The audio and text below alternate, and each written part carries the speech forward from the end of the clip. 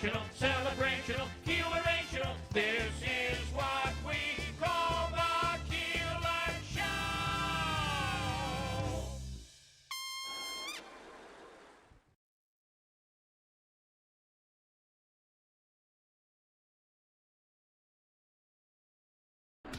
WIBX. This is Keeler. WIBX 950 and 92.3 FM. Now back to the Keeler Show.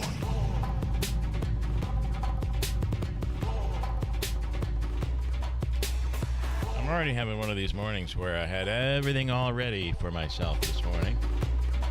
And everything I had ready, I have completely somehow walked out without. I just don't get it. Spent all that time preparing it, and it's sitting on the kitchen table. That is absolutely correct. So good morning. Listen, I am hearing on, Davey, on the Buffalo Bills that there was a disagreement and quite a dispute between Brandon Beane, Terry Pagula, and McDermott. And McDermott was very upset about the lineup. Listen, McDermott... Yeah, I heard this too. Yeah, he not only... Listen, McDermott was justifiably upset, saying the lineup, there's no way... He said there's no way with the current lineup the Buffalo Bills could win the Super Bowl. And he was arguing, saying we need help on defense, we need help on the offensive line, and we need a star wide receiver, somebody who can catch the ball. And they disagreed. He disagreed with the philosophy of Brandon Beane, and as a result, he's the one that's gone. That's what it'd be interesting to Buffalo News is reporting. It'd be interesting to see what they say because Beane and Pagula are having a press conference at 10 o'clock this morning, which I will be watching to see what they have to say. So, well, I mean, I hope they don't make Brady the head coach. I'm hearing it's either coming down to him or Mr. New York Giant Dable. Yeah. And then another dark horse. And that, by the way, could have happened very quickly and could have been going on in the background without McDermott even knowing what's going on. Some believe that McDermott would have been gone anyway. Brian Dable's name is being thrown around for the Philadelphia Eagles offensive coordinator. But another dark horse I read this morning before I got up is Marcus Freeman from Notre Dame. But he doesn't really want to come out and do NFL. He's got a plush. He's got a good job at Notre Dame, and they just extended his contract. Well, and college football today is lucrative. It certainly is, and I don't know the track record for coaches coming out of college who've never coached in the NFL. Well, leaping to a head coaching position in the NFL is really not good. Look at the Alabama coach there that won the national champion. Yeah, look at him. He went to Miami, didn't have no experience, and did terrible. Oh, there's so many of them. Yeah. There's so many college coaches. Steve Spurrier had tremendous success at Florida, went to Washington, and absolutely bombed out. All right. That's like saying Jim Boeheim coming out of Syracuse and going to the NBA. Yeah. So that's not going to happen. What is the take from Bills fans in the wake of this story? Well, like you would expect, Bills fans are not blaming Sean McDermott, and Bills players, many Bills players, have really come out and in support of McDermott. I've heard there are a few who have said I won't be back next year. Right. But for the most part, there's just a lot of support for McDermott, and I mean, listen, he was embedded into the city of Buffalo. So fans really like McDermott, and really, every fan I have talked to. Nothing from Josh Allen though. No, he's been quiet. Well, he kind of has to be. I think he's a little more involved in the decision making, I would assume, which is why I think Dable has a shot. So, but every fan. It really feels Brandon Beane is responsible, but also Joe Brady. So I think fans tend to be negative on those two, and those two are are sitting pretty right now. And I blame Bobby Babbage, too, the defensive coordinator. And remember, Brady's not safe, Right. depending on who the coach is, unless he's the coach. Unless Dabo comes in and wants him to remain the quarterback, play caller, which I don't see is going to happen. Yeah. Well, Daboll or any coach. But, the McDermott firing, I guess, I'll say this. It wasn't a complete shock, and I think maybe he's kind of he's softer than some other head coaches. He's at least more gentle, I guess I'd say, certainly publicly. But the idea that they gave him the Super Bowl roster and said, go win it is just not true. Well, I'm not sure they were defending the fact that they had the Super Bowl roster. It's just moves needed to be made before the trade deadline, and McDermott was furious that it wasn't done. Yeah, a wide receiver. Hello. Yeah, I mean, they got Brandon Cooks, who's a proven veteran guy, but I just don't know. Listen, I hate to say, but McDermott and every Bills fan complaining that you're basically wasting this quarterback, Josh Allen. It's just ridiculous. So take it for what it is. That's the rumors, the buzz coming out of Buffalo. Yeah, what do they call it? The T. The T. Yeah, that's it. Let's see. This morning on the radio program, we're going to give you a chance to win Jimmy Fallon tickets. I spoke with Jimmy last night, and we're adding an opening act to the lineup, and I'm pretty excited about it. Oh, are we announcing? Well, it's I previewed that incorrectly. I will announce later, but I'm happy because she's a New York City comic, and awesome. And not a name that you're going to know unless you're a certain family and friend of hers in Utica. She is from Utica, and she's one of the top female comedians on the circuit in New York City right now, and she's coming home to perform here, and she'll open up the show. So it's a nice story, and her family will be quite pleased that she's opening for Jimmy on February 7th. So not a big name. I'm not saying that. And you never know who he's bringing with him. You never know. Could be wife's son, Davey. Could be Davey up on stage making his stand-up debut. I'm going to open up for him. I think Davey will. Yeah, it's funny. I texted him yesterday as well, and I said, you bring in the fam, and Lincoln's got to be, 8 feet tall by now? And driving? Yeah, he was playing football and the whole 9 yards. So Jimmy Fallon coming to the Rome Capitol Theater. There are still great seats available. The pit section, which is your closest, obviously, seats. There may be about 6 or 7 seats left in there.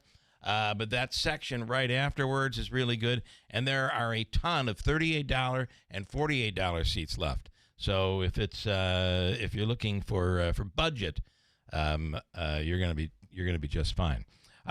This morning, Jeremy Rosenthal of the Rosenthal Report. Coming up, Hobica's free money question of the day. There's where we'll give you a chance to win Jimmy Fallon tickets. And Davey, this morning, our number here on Wednesday morning is 225. 2 1/4. We'll give you a chance there. Interesting topic with Jeremy today, Bill. Okay. As you can see on the sheet, Melissa Gilbert's husband from Melissa Gilbert from Little House on the Prairie. Are we watching that half pint? That's right. Are we watching that story at all? Holy cow!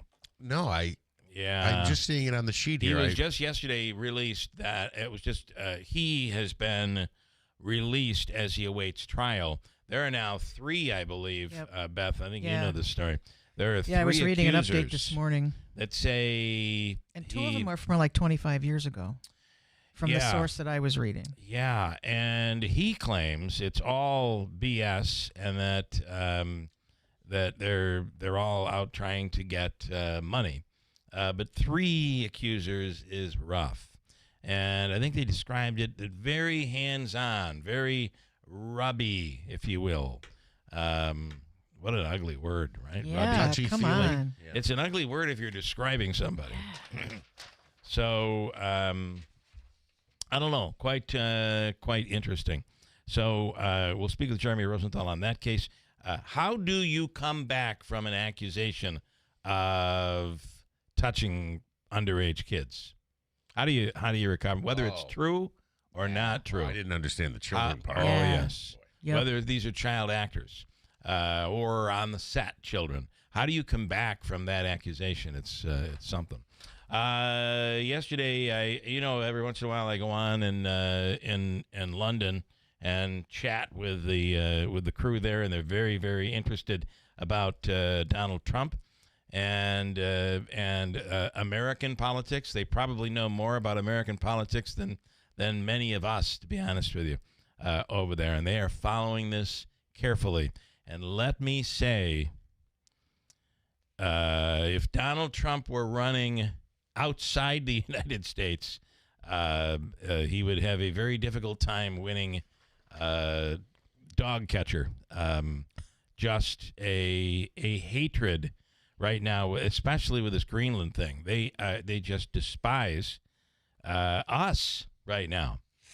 In fact, it was thrown to me, what is your Constitution? What value do you have in your Constitution? You have no control over your government. And it does make you kind of think, well, the Constitution is only as good as we are as a public, right? As a government, as a people. And the government, our democracy, should be able to handle any hit that comes our way. And they feel this is a big one, a big hit. So that's it's very interesting just to hear what everybody else around the world is thinking. And here's the thing. I know there's somebody out there yelling at their radio right now. We don't care what they think. Okay. Well, that would change a lot of our policy since World War II. We'll talk about that a little bit. And Ryan Nobles from NBC will be on a little later on this morning as well. Oh, and we have Tanya J. Powers from Fox News Radio. Tanya, good morning and good Wednesday. Hey, good morning. So our topic this morning, of course, Trump is now left last night overseas, but is looking to pause immigration, the visa process, for some 75 countries. What do we know here? Yeah, this is a long list. As you just mentioned, there are 75 countries for immigrant visa, not non-immigrant visas. The State Department said that they announced the pause earlier this month, that it would go into effect today. They cited that they're doing a full review of the screening and vetting procedures. Now, keep in mind, this follows, just for context, a November table that the State Department sent to the consular officers, telling them to deny visas to applicants that they thought were likely to rely on public benefits. So this is kind of in the context of that. The countries that are affected by this suspension, and by the way, it is an indefinite pause. There's not like an end date. They're not saying, okay, we're going to pause this for a month while we take stock and figure out if we've got the correct vetting procedures in place, blah, blah, blah. This is an indefinite pause. The countries include Afghanistan, Brazil, Russia, Iran, Iraq, Egypt, Nigeria, Thailand, Yemen, Somalia, Jamaica, Haiti, Nicaragua, Moldova, Republic of the Congo. I mean, it is a very long list, as you mentioned, 75 countries. This does not, according to what the State Department said, and I think they put something out like overnight. It seems like I'm in my bleary-eyed early morning state this morning, read something about that they're going to have, it does not affect the short-term visa applications, like for people who want to come here for the World Cup. Or for the Olympics in 2028. Those are still, being processed. And like I said, I believe I read early this month that they're putting together something where they can have those done in an expedited way for the World Cup to make sure they, get all the folks in that want to come to see that. So that's kind of where things are at this point. It goes into effect today. This pause does for immigrant visas, not non-immigrant visas. I'm assuming, did you mention Somalia on that list? That would be on the list. Yeah. The president does not like Somalia. Yesterday, he had a very long press conference. I watched the whole thing yesterday as he basically made the case for his first year. And there are those right now that are all in. And yes, he has made this country a better country. We certainly speak to those people every day. But there are those who feel the exact opposite. Interestingly, he did speak about Somalia. It's a dirty, filthy country. It's not even a country. They don't even have a government. Why? It's just dirty, filthy. We don't need those people here. In fact, they should all just leave. There's no mincing words when it comes to the president's take on Somalia. The other thing he got into, Tanya, interestingly yesterday, was affordability and the fact that this is something that the Democrats have kind of made up. And he said his PR team has done a pretty poor job of promoting all the good things that the president has done, saying that gas prices are down at just over $1.80 a gallon, that prices are way down. Your grocery prices are down. Heating is coming down. That it's still Biden's fault if there are any prices that are out there that are higher. So he feels it's a PR issue right now. Can I tell that the folks at the West Side Market that prices are down when they try and charge me $9 for eggs? Is that okay? Will that work? I know. Well, here's the deal. I mean, what you're seeing is not real, or you're dealing with a price gouger. I don't know, Tanya. I don't know. Prices are down. New York City prices are always higher. Yes. Anybody who is getting ready to text that saying that it's because she lives in New York City. Yeah, absolutely. It is much higher than, I think that's not a surprise. San Francisco, Washington, D.C., I mean, there's a whole list of cities where prices are generally a lot higher. Yeah. But when I've got, friends and relatives in, Mississippi, saying the same thing. I mean, they're not $9 eggs, but you know what I'm saying. Yeah, I mean, right. this is not a New York City problem. This is a thing. I mean, everybody eats. Everybody has to go to the grocery store. And listen, egg prices were really high at one point. I mean, even up here, we were looking at $6, $7, $8 a dozen for eggs, and now it's down to about $2.99, $3 for a dozen of eggs up here, which is still higher than it was 4 years ago, but that price is down, but everything else is definitely up, and that includes up here. And the last thing you would expect is up here where we have the pastures to raise the cattle. Beef prices are way up, and that's probably going to be that way for a while. It's definitely making the case for being a vegetarian. I won't lie about that. I guess. All right. Interesting stuff. Listen, I advise my daughter, number one, stop shopping at Whole Foods because you're going to spend more there. And number two, listen, there's nothing wrong with day-old bread. There's just you can get a great deal on day-old bread. Just if there's a little something on it, just scrub it off. You'll be just fine. So don't mind the fuzz. Don't mind the fuzz. Just the parts that are green. Just take those off. Yes, just cut them off. It'll be fine. My grandmother used to say, "The rest of it's fine." The rest of it's fine. Yeah. Of course, cheese is made of cheese, mold. The cheese, exactly. Just cut off the green parts and the gray and whatever. Right. That little part in the middle. Yeah. For God's sake, stop being a baby. For God's sakes. All right, Tanya, you have a wonderful day. Thank you. Thank you. All right, Tanya J. Powers from Fox News Radio. And the other thing, we have made a huge mistake in teaching our children to pay attention to the expiration dates on food. It is just, what have we done here? It's terrible. Every move, every time. Oh, you can't have this. I have my daughter in our pantry, like filling the garbage with items that I'm like, whoa, this stuff is still good. Yep. She says from 2024. Well, that lasts forever. And it's only a suggestion. It's not like you can't. If it's canned, you're going to be just fine. I mean, eat it. Yeah. Right? MREs. 45-year-old MREs are still good. I remember in junior high school, we went into the fallout shelter at Mohawk High School, and our shop teacher, Joe V., had us cleaning out the boxes and boxes of food and candy inside the fallout shelter, and that candy was good. And the crackers, remember the crackers? Mm-hmm. Those were still Edible.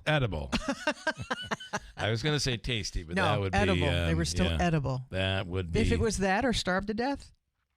I guess you're right. I guess you are right. All right, 6:41, Davey. I need you, but I'm gonna just let you. I'm gonna let you roll.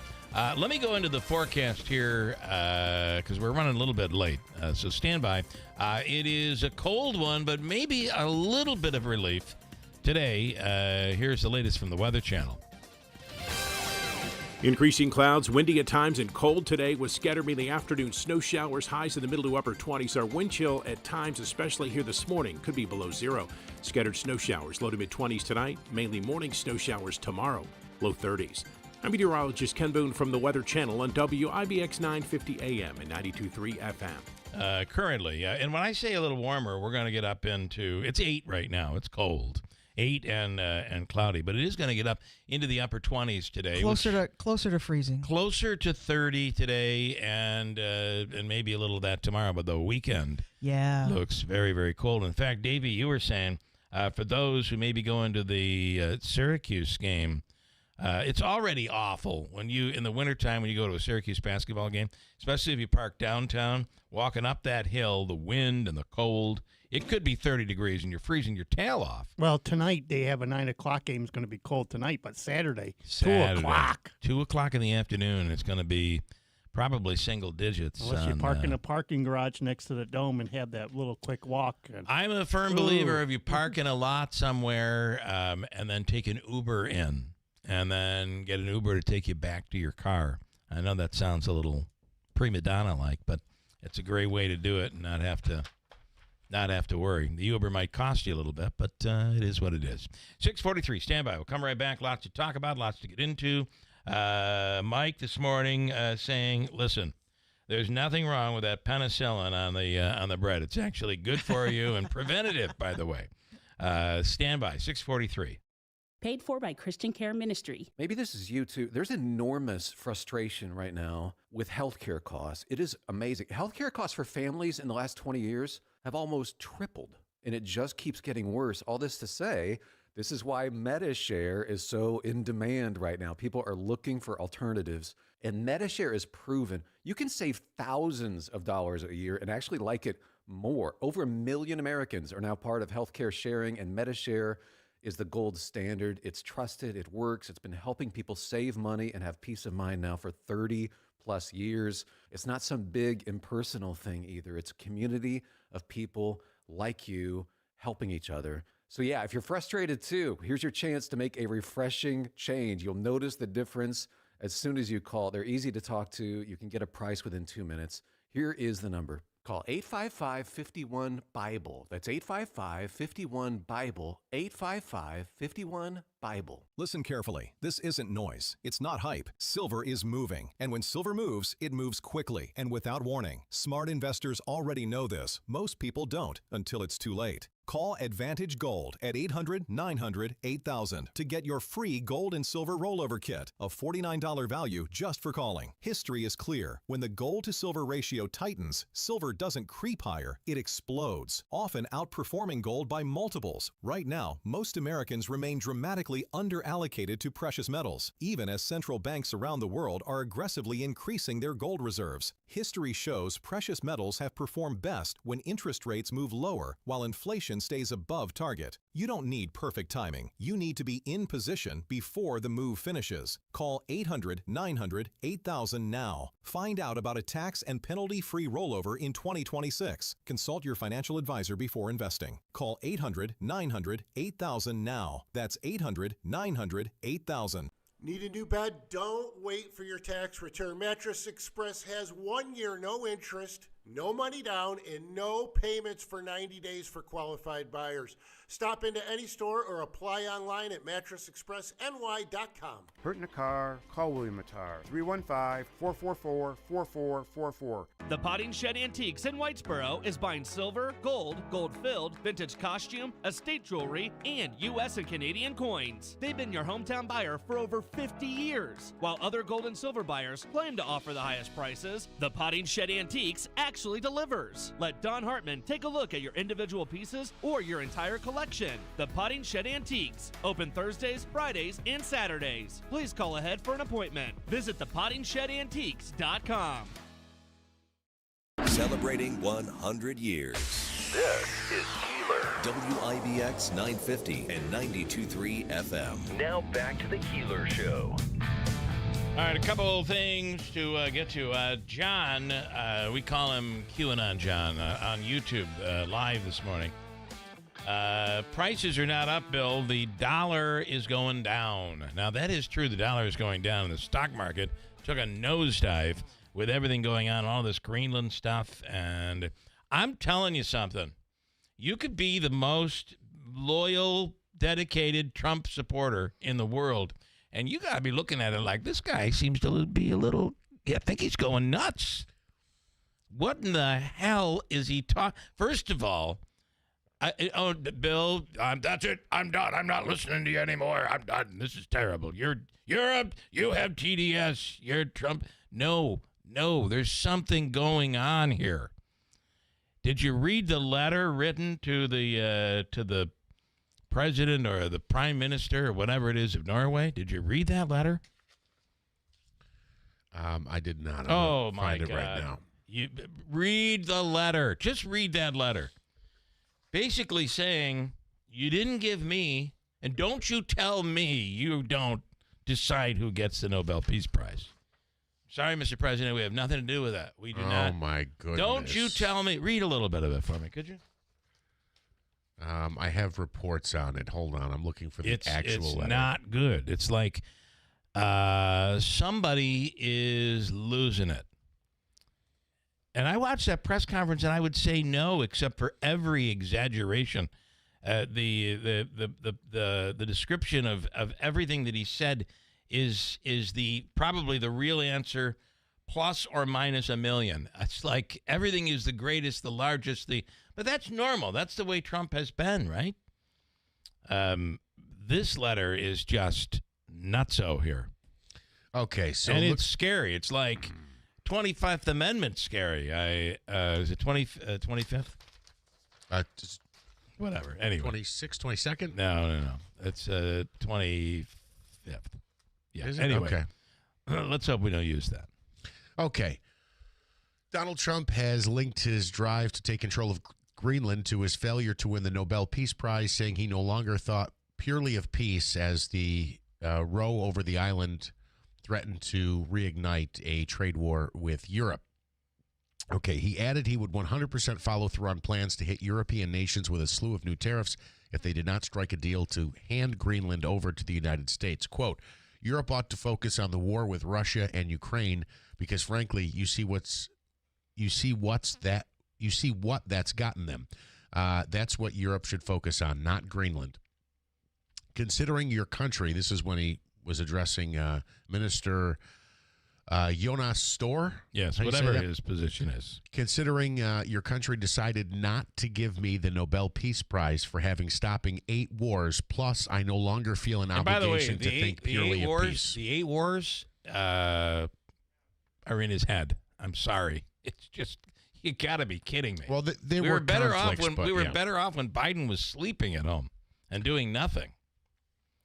Go ahead. Well, the fact that I've ended 8 wars, and as he said yesterday, I've saved tens of millions of people's lives in just 1 year of being in office. So he has. Again, this he gets foolish with this stuff. So is the idea, had he won the Nobel Peace Prize, we wouldn't be looking at Greenland? He tied the Nobel Peace Prize to Greenland, basically saying, I am no longer going, because you failed to give me the Peace Prize, and don't you tell me you have nothing to do with it. I know you do. Because you failed to do this, I will no longer be focusing on peace. I'll still consider it. I mean, this is almost word for word. I'll still consider it, but I'm going to focus on America first and not peace. Did I hear this correct also? Greenland is extremely influential. They have 55,000 people. Is that their population? Well, and here's the problem. The problem with this whole thing is we need Greenland for security. Do we really? We have a military base there currently. We had more than one. I think we've come back, dropped it back because the security wasn't needed, quote security. But at any point, if we wanted to add troops, a military base,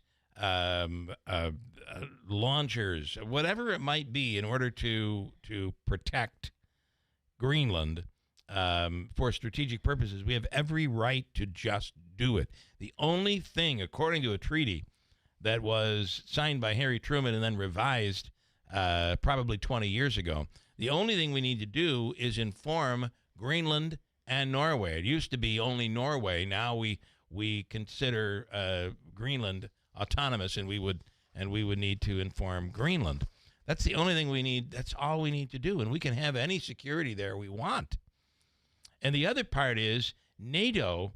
Without us, NATO would be nothing. And maybe there is some truth to that, but we're a part of NATO, and let's not forget, Norway gave up the equivalent of 2,500. This is per capita.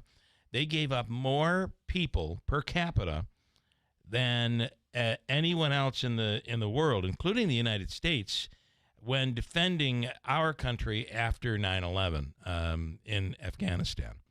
In fact, the only time we have ever needed to use NATO to the point where an attack on one is an attack on all, that was activated during 9/11. And the world came to our rescue as we went after Afghanistan and Iran or Iraq for what happened on 9/11. So we have, in modern times, we have seen NATO work, the alliance, and Norway and Greenland, that territory, they gave up dearly when it came to that. So I just don't understand it. He is right now, as we speak, negotiating to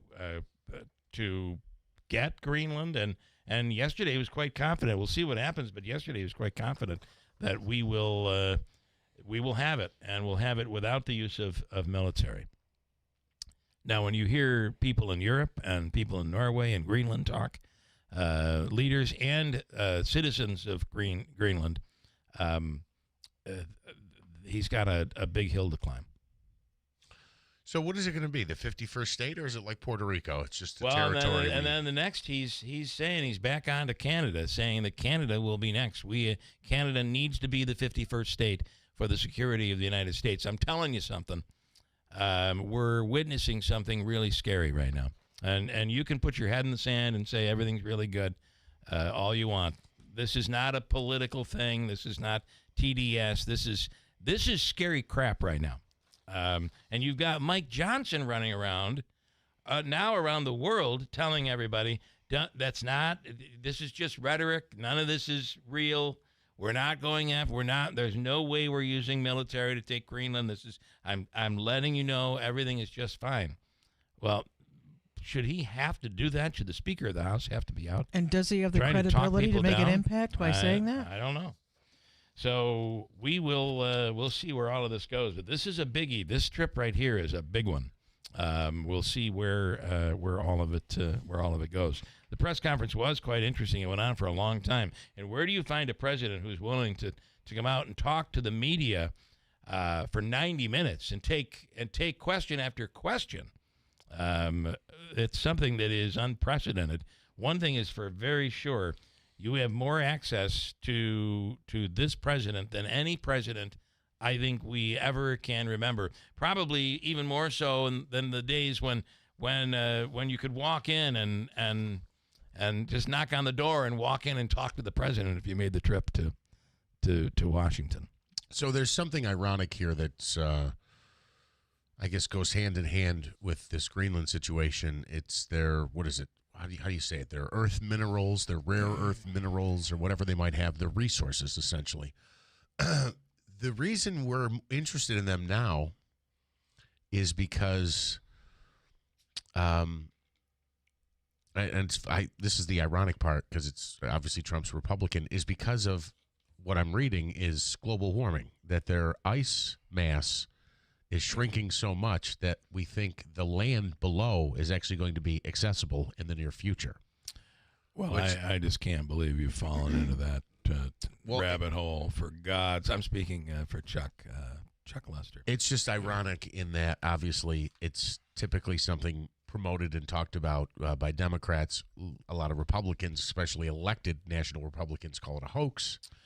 But our interest in it is because a lot of the land apparently is going to be accessible. That may very well be true. But I just don't know. Are we in a position now where in the world we can just go in and take any country that we think we need, and we'll just call it security? Is Greenland Venezuela? Is Canada Venezuela?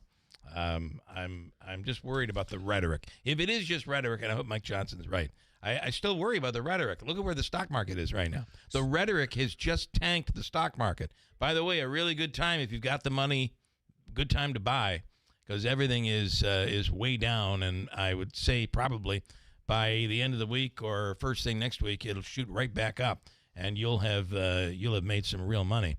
There will be those out there that lost, but if you have the money, you might as well buy. Police and anything else on this? Dave in Inlet says that letter was totally nonsensical. I don't even know how we could equate the two. That was his reaction regarding that letter to Norway. Equate the two to what? Well, let me go. Maybe I missed a message here from him. I don't even know how we could equate the two. I'm not sure what that means, Dave. Davey, you really tell me I have to break? Come on in here. Let me go. Let me keep going, man. Police in New York City are searching for 3 armed robbers who stole merchandise. And if you don't realize this, and you throw these out or you take them to Goodwill, you're making a major mistake. They stole a bunch of Pokemon cards. Worth $100,000. These Pokemon card values have rocketed sky high.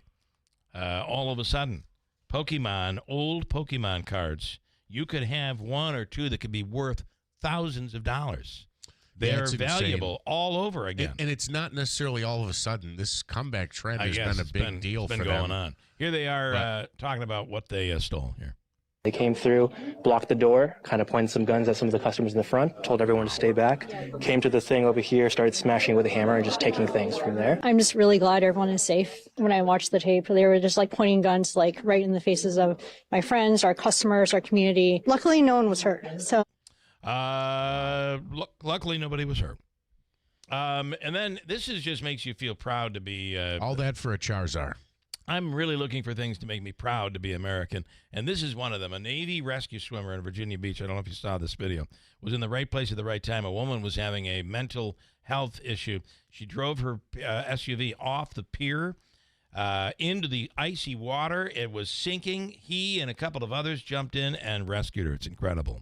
Just happened to be at the right place at the right time. I'd already been taking my phone and my wallet and my knife out of my pocket. Once I confirmed there was a person, and I just dove right in. He just dove right in.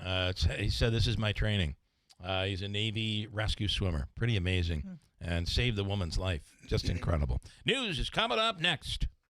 WIBX Utica Road, W295 From the WB Payne Insurance Studios, your news talk leader since 1925. WIBX 950 and 92.3 FM. Now the latest from Fox News. He's just landed in Switzerland. I'm Dave Anthony, Fox News. I have no idea what's going to happen, but you are well represented. But President Trump is late. Right after he said that, an Air Force One took off. It had to turn around because of an electrical issue, so the president took a second plane to get to the World Economic Forum in Davos, with this topping his agenda. He still wants Greenland, even as NATO allies question his efforts. I think that we will work something out where NATO is going to be very happy and where we're going to be very happy. But we need it for security purposes. We need it for national security and even world security. It's very important. As Now, the president has threatened new tariffs on 8 European nations unless there's a deal for Greenland, and he dismissed criticism from some U.S. allies who say he is endangering the NATO alliance. Fox's Doug Luzader. In addition to the president's talks on Greenland, he'll also be setting up what he calls a board of peace. After criticizing the committee set up to monitor Gaza, Israeli Prime Minister Benjamin Netanyahu is joining the board overseeing that committee. He's announced his country will be part of President Trump's board of peace, joining countries like the UAE, Vietnam, Belarus and Argentina.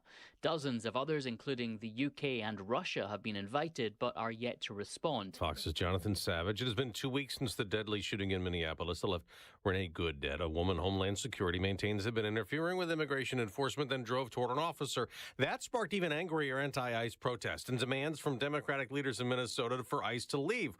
Well, now the governor and 2 mayors and the state attorney general have been sent federal subpoenas. U.S. Attorney General Pam Bondi tells Fox. Whether it's a public official, whether it's a law enforcement officer, no one is above the law. The U.S. military has seized a 7th oil tanker in the Caribbean, defying a quarantine set up by President Trump to control the shipment of Venezuelan oil. America's listening to Fox News. Welcome to the most wonderful time of the year, when millions of Americans open their credit card statements, scream in terror, and start looking for new ways to save money. If that's you, why not cut your wireless bill in half with a saver plan from Pure Talk? You'll get unlimited talk, text, and 3 gigs of high-speed data on a super-fast 5G network for just $20 a month. Ho, ho, ho. Just dial pound 250, say micro, and Pure Talk's U.S. customer service team will help you switch in minutes. Again, talk, text, and data for just $20 a month. Progressive presents Employee of the Month. Small Business Edition. Today's recipient from Terry's Tiny Homes, Terry! Sure, as the only employee of her company, Terry was probably the front runner, but saving money getting personalized discounts with a commercial auto quote from Progressive, well, that gave Terry the edge. Over Terry. Terry, Terry. Keep awkwardly chanting your own name, Terry. You deserve it. Woo! Be your own Terry. See if you could save in as little as 8 minutes at ProgressiveCommercial.com. Progressive Casualty Insurance Company and Affiliates. Discounts not available in all states or situations. Closing arguments are today at the trial stemming from the 2022 massacre at a Uvalde, Texas elementary school. A former police officer, Adrian Gonzalez, is charged in the slow law enforcement response, charged with child abandonment or endangerment. Actor Timothy Busfield is no longer in jail, but he is still charged with child sex abuse. District Judge David Murphy denying New Mexico State prosecutors' request that actor-director Timothy Busfield be held in custody during a detention hearing on child sex abuse charges. So, Mr. Busfield, I'll set the following conditions of release. You're authorized for release on your own recognizance with the conditions that you appear at all future court settings. You not violate any laws. The judge noting he can leave the state but cannot make contact with the alleged victims or any minors. The 68-year-old is accused of inappropriately touching 2 boys while directing a series in Albuquerque. Defense attorneys deny the claims, playing audio of initial police interviews with the minors who could be heard saying they were not touched inappropriately. Prosecutors argue this does not exonerate Busfield. Kristen Goodwin, Fox News. On Wall Street, stock futures are now down a little coming off yesterday's huge sell-off. 2 more baseball players will be Hall of Famers. Carlos Beltran and Andrew Jones are the newest members of the Baseball Hall of Fame. In his 4th appearance on the ballot, Beltran received just over 84% of votes, while Jones was on 78% of the ballots in his 9th appearance. Beltran played for 7 teams over 20 Major League seasons, was a 9-time All-Star, a 3-time Gold Glove winner, and one of only 5 players with at least 400 home runs and 300 steals. Jones, a 5-time All-Star and 10-time Gold Glover, spent 17 years in the Bigs, but was most known for his time with the Braves, where in 1996 he became the youngest player to homer in a World Series game. Joe Morgan, Fox News. Another center fielder who's still playing has been traded. Luis Robert Jr. is now a Met. New York acquired him from the Chicago White Sox. The Mets send Luis Angel Acuna in a minor leaguer. I'm Dave Anthony. This is Fox News.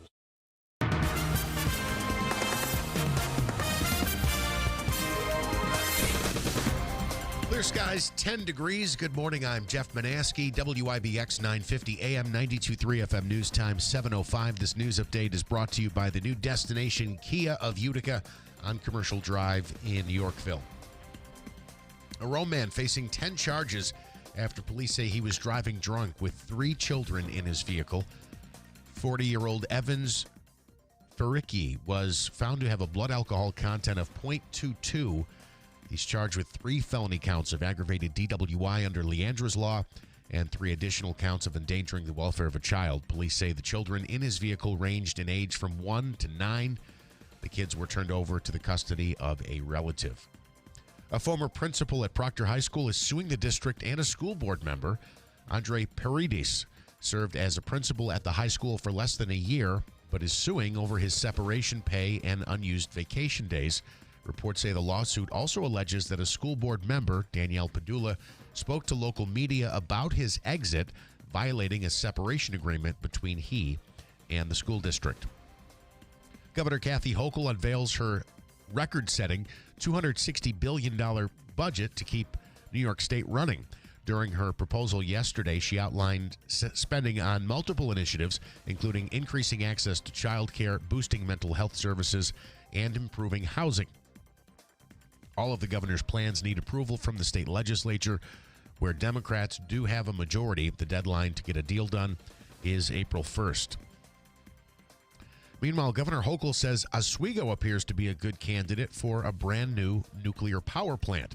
The New York Power Authority is trying to choose locations for 1 or more nuclear reactors to help generate 1 gigawatt of power. Oswego County officials have expressed interest, saying the area already has decades of experience with hosting nuclear power plants, and existing infrastructure could be easily expanded. The governor says facilities are now so safe there is very little threat to the public. WIBX 950 AM 92.3 FM News Time coming up on 7:08. Your Weather Center forecast is brought to you by CSEA. The CSEA community spans the state, yet CSEA unites your voice. One voice for fair wages, one voice for vital benefits and secure futures. CSEA, one voice for many. Increasing clouds, windy at times and cold today with scattered mainly afternoon snow showers. Highs in the middle to upper 20s. Our wind chill at times, especially here this morning, could be below 0. Scattered snow showers, low to mid 20s tonight. Mainly morning snow showers tomorrow, low 30s. I'm meteorologist Ken Boone from the Weather Channel on WIBX 950 AM and 92.3 FM.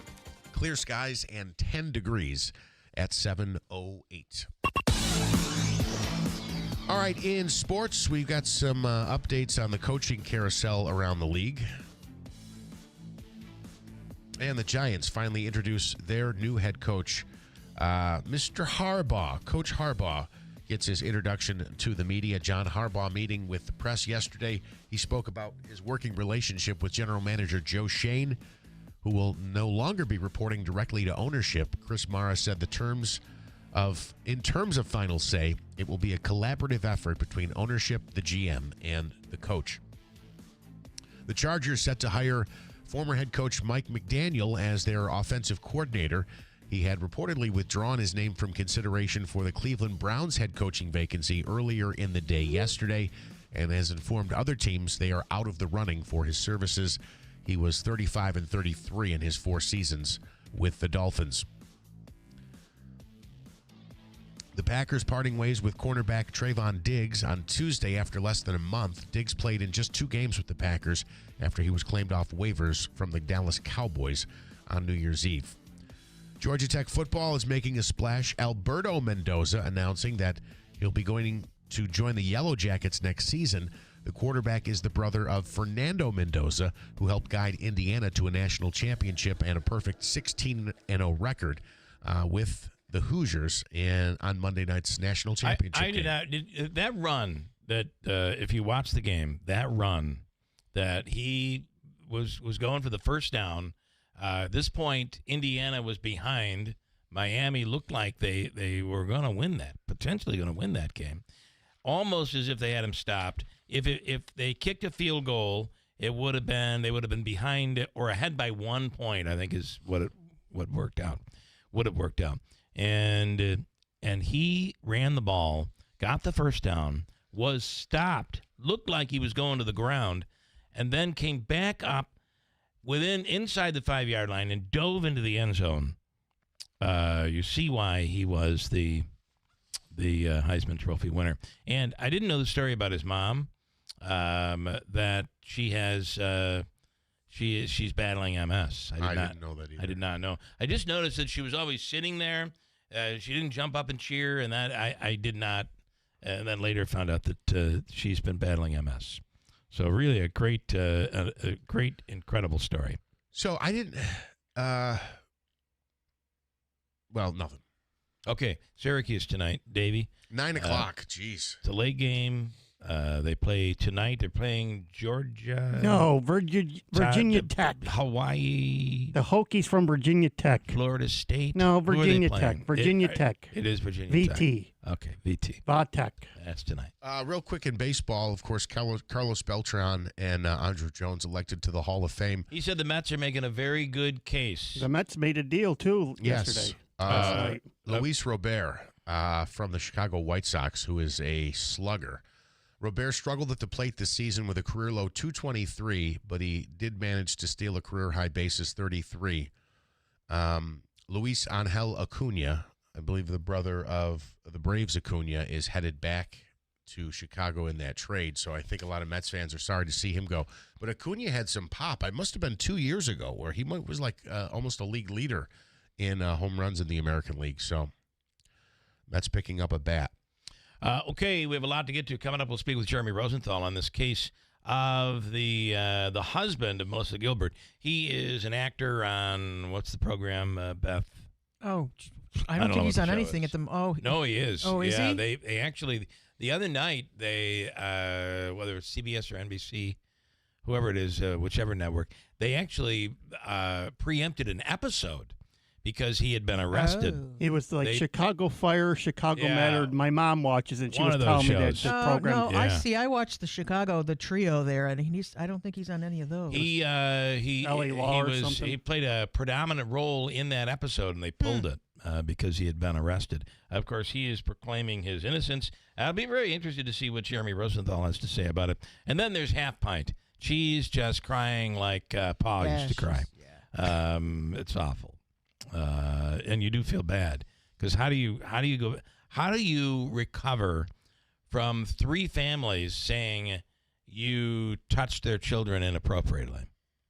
I mean, which is why I'm telling you, you got to be careful. You just have to be careful. Yeah. Like I said, even if it's not true, the scar is going to stay there. That is a box. You cannot close once it's open, I'm afraid. We'll get into that coming up in a second. Some comments. Mike and Clinton, the stock market is way overvalued. So when it goes down 2% or around 1,000 points, everyone panics. Fred and Clinton, good morning. I think when it goes down that amount, like 1.5%, because it actually costs you in your 401k. People do panic. Now, my guess is it'll go back up. Fred and Clinton, good morning, everyone. You don't have to read this on air, but I will. I heard Bill talking about the price of eggs on sale this week at Chinatchery's. 1 dozen eggs, 99 cents. Yeah, I mean, it's in this week's ad. More importantly, they come from Hudson Farms in Elbridge, New York, near Auburn. Very clean facility. Davey, keep up the good work. See you Sunday at Waterfront. I got to tell you something. I don't know that we saw the $8 eggs around here. No, it was maybe like $5 or $6. Premium organic, you did see them? Earlier last year, yeah. I mean, I saw that at Walmart. I'm going to tell you they were something. like $10 a dozen. I'm going to tell you, my parents had chickens at that time. Through that whole thing, I never bought a dozen eggs. Well, we had I mean, fresh eggs. What do I do? I don't have to pay that. And the thing is, if I'm going to pay that, I'm going to like almost know the chicken that laid the egg. Yeah, you're right. You're right. Yeah. And I'm telling you, you buy your eggs in the store. There's a good chance those eggs are a couple months. At least 3 weeks old. At least. Yeah. There's a good chance even more. How long do eggs last? Till they pop? That's what I say. Well, it just depends on how picky you are with what you eat. Yeah. They say there's a way to test it, floating it in water. Okay. And if it sinks, it's too old. There's another thing you can do, they say, and this would be good for Davey because his mom makes deviled eggs a lot for us. Awesome egg. You take a spoon or a knife, and the base of the egg, the fat end of the egg, you tap all the way around it and then put it in the water. Now, this is a little time consuming. But what you're doing is you're tapping the membrane away from the shell So when you then boil them and try it, and it'll come, the peels right off. Huh. So, See, I always tied that with how long you boiled it. have you ever tried to boil fresh eggs? Yeah. Good luck. Yeah. There's a few different things. That. People say if you add a little salt. Yep, I've heard that. Vinegar. Mm-hmm. Yep. So, and then, okay, Lance and Lee with a comment here. Vinegar is another thing. Yeah. So there's a few different techniques. Lance and Lee, sorry, William. Indiana was up 3 when he scored that touchdown, putting them up 24-14, but I agree it was an awesome run. Listen, that's where I don't got know confused. Don't but when I paused and I'm like, when were they losing? To me. Listen, they were never losing. Don't listen to me when it comes to details. Sorry, Lance, it's you're the right. same thing. However, I think I described the event that happened. He was stopped. I thought he was clearly stopped, and he never went down. He just kept going and then dove into the end zone. I was so confused on what play because I'm like, wait, they weren't losing. Yeah, okay. Sorry. But Lance says it was to me with that stuff. Elway-esque, that play. I agree. I do agree with that. It was really quite incredible. So, got a break. We'll talk to Jeremy Rosenthal coming right up at WIBX. One of America's funniest comedians is coming back to Utica. Jimmy Fallon, comedian and host of Fox Across America on WIDX, a TD host of Fox News, Saturday night, bringing an all-new hilarious show to the Rome Capitol Theater, Saturday, February 7th at 7 p.m. Tickets start at $38 and can be purchased at RomeCapital.com. A portion of the proceeds benefit Real Men Get Tested for Cancer. Purchase tickets at the box office or at RomeCapital.com. Jimmy Fallon. One night, one show. Get your tickets now. With snow piles up in central New York, you still got work to do. Get it done with Bobcat from Warner Sales and Service. Bobcat skid steer loaders, truck loaders, and excavators cut through deep snow, slippery streets, and frozen job sites with ease. They're fast, tough, and built for upstate winters, delivering soft traction, low ground disturbance, and all-day comfort. From streets and sidewalks to driveways and lots, nothing clears like a Bobcat. Push it to the limit this winter with Bobcat from Warner Sales and Service. Visit WarnerSS.com.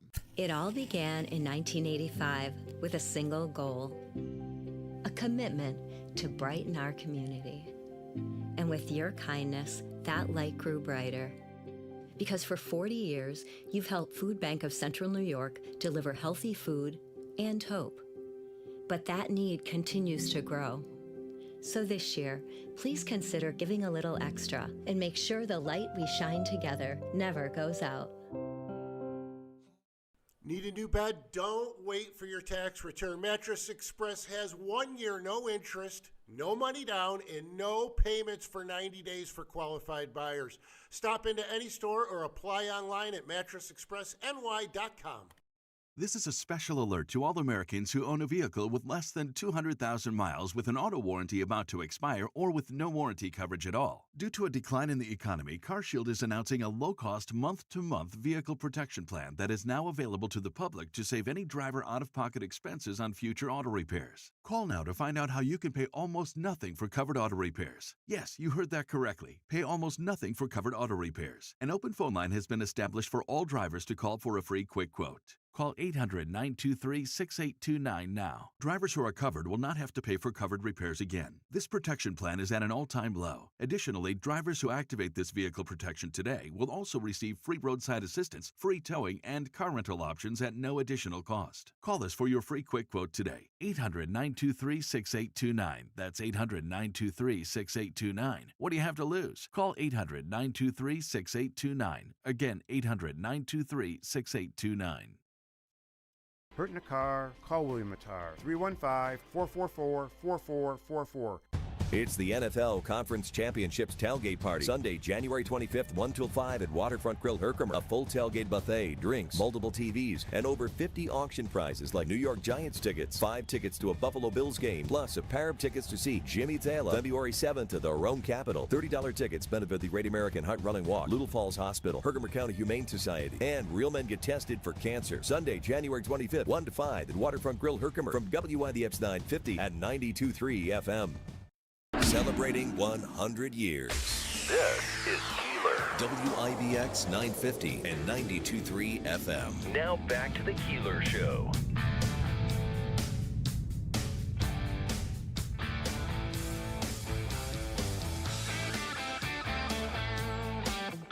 Mike says, this is kind of interesting. Hold on. Where'd he go? Here it is. The Republicans will not want to have Greenland to become a state.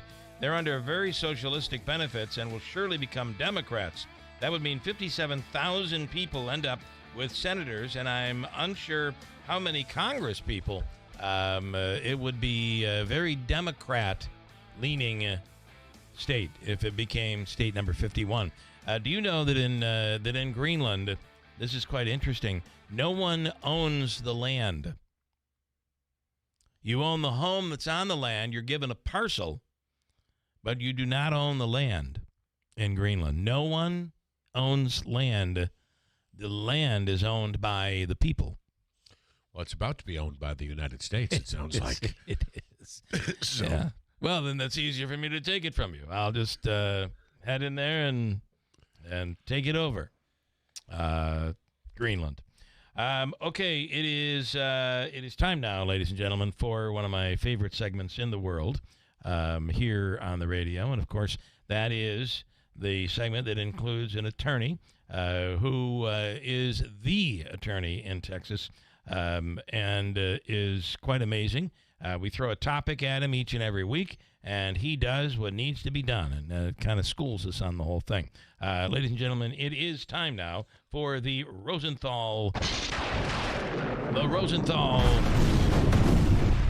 Report. And here's Jeremy right now, Jeremy Rosenthal. But you can stop with the sound effects. Jeez. Thank you. Good morning, Jeremy. Good morning. How are you? We're doing well. It's cold. I hate the winter.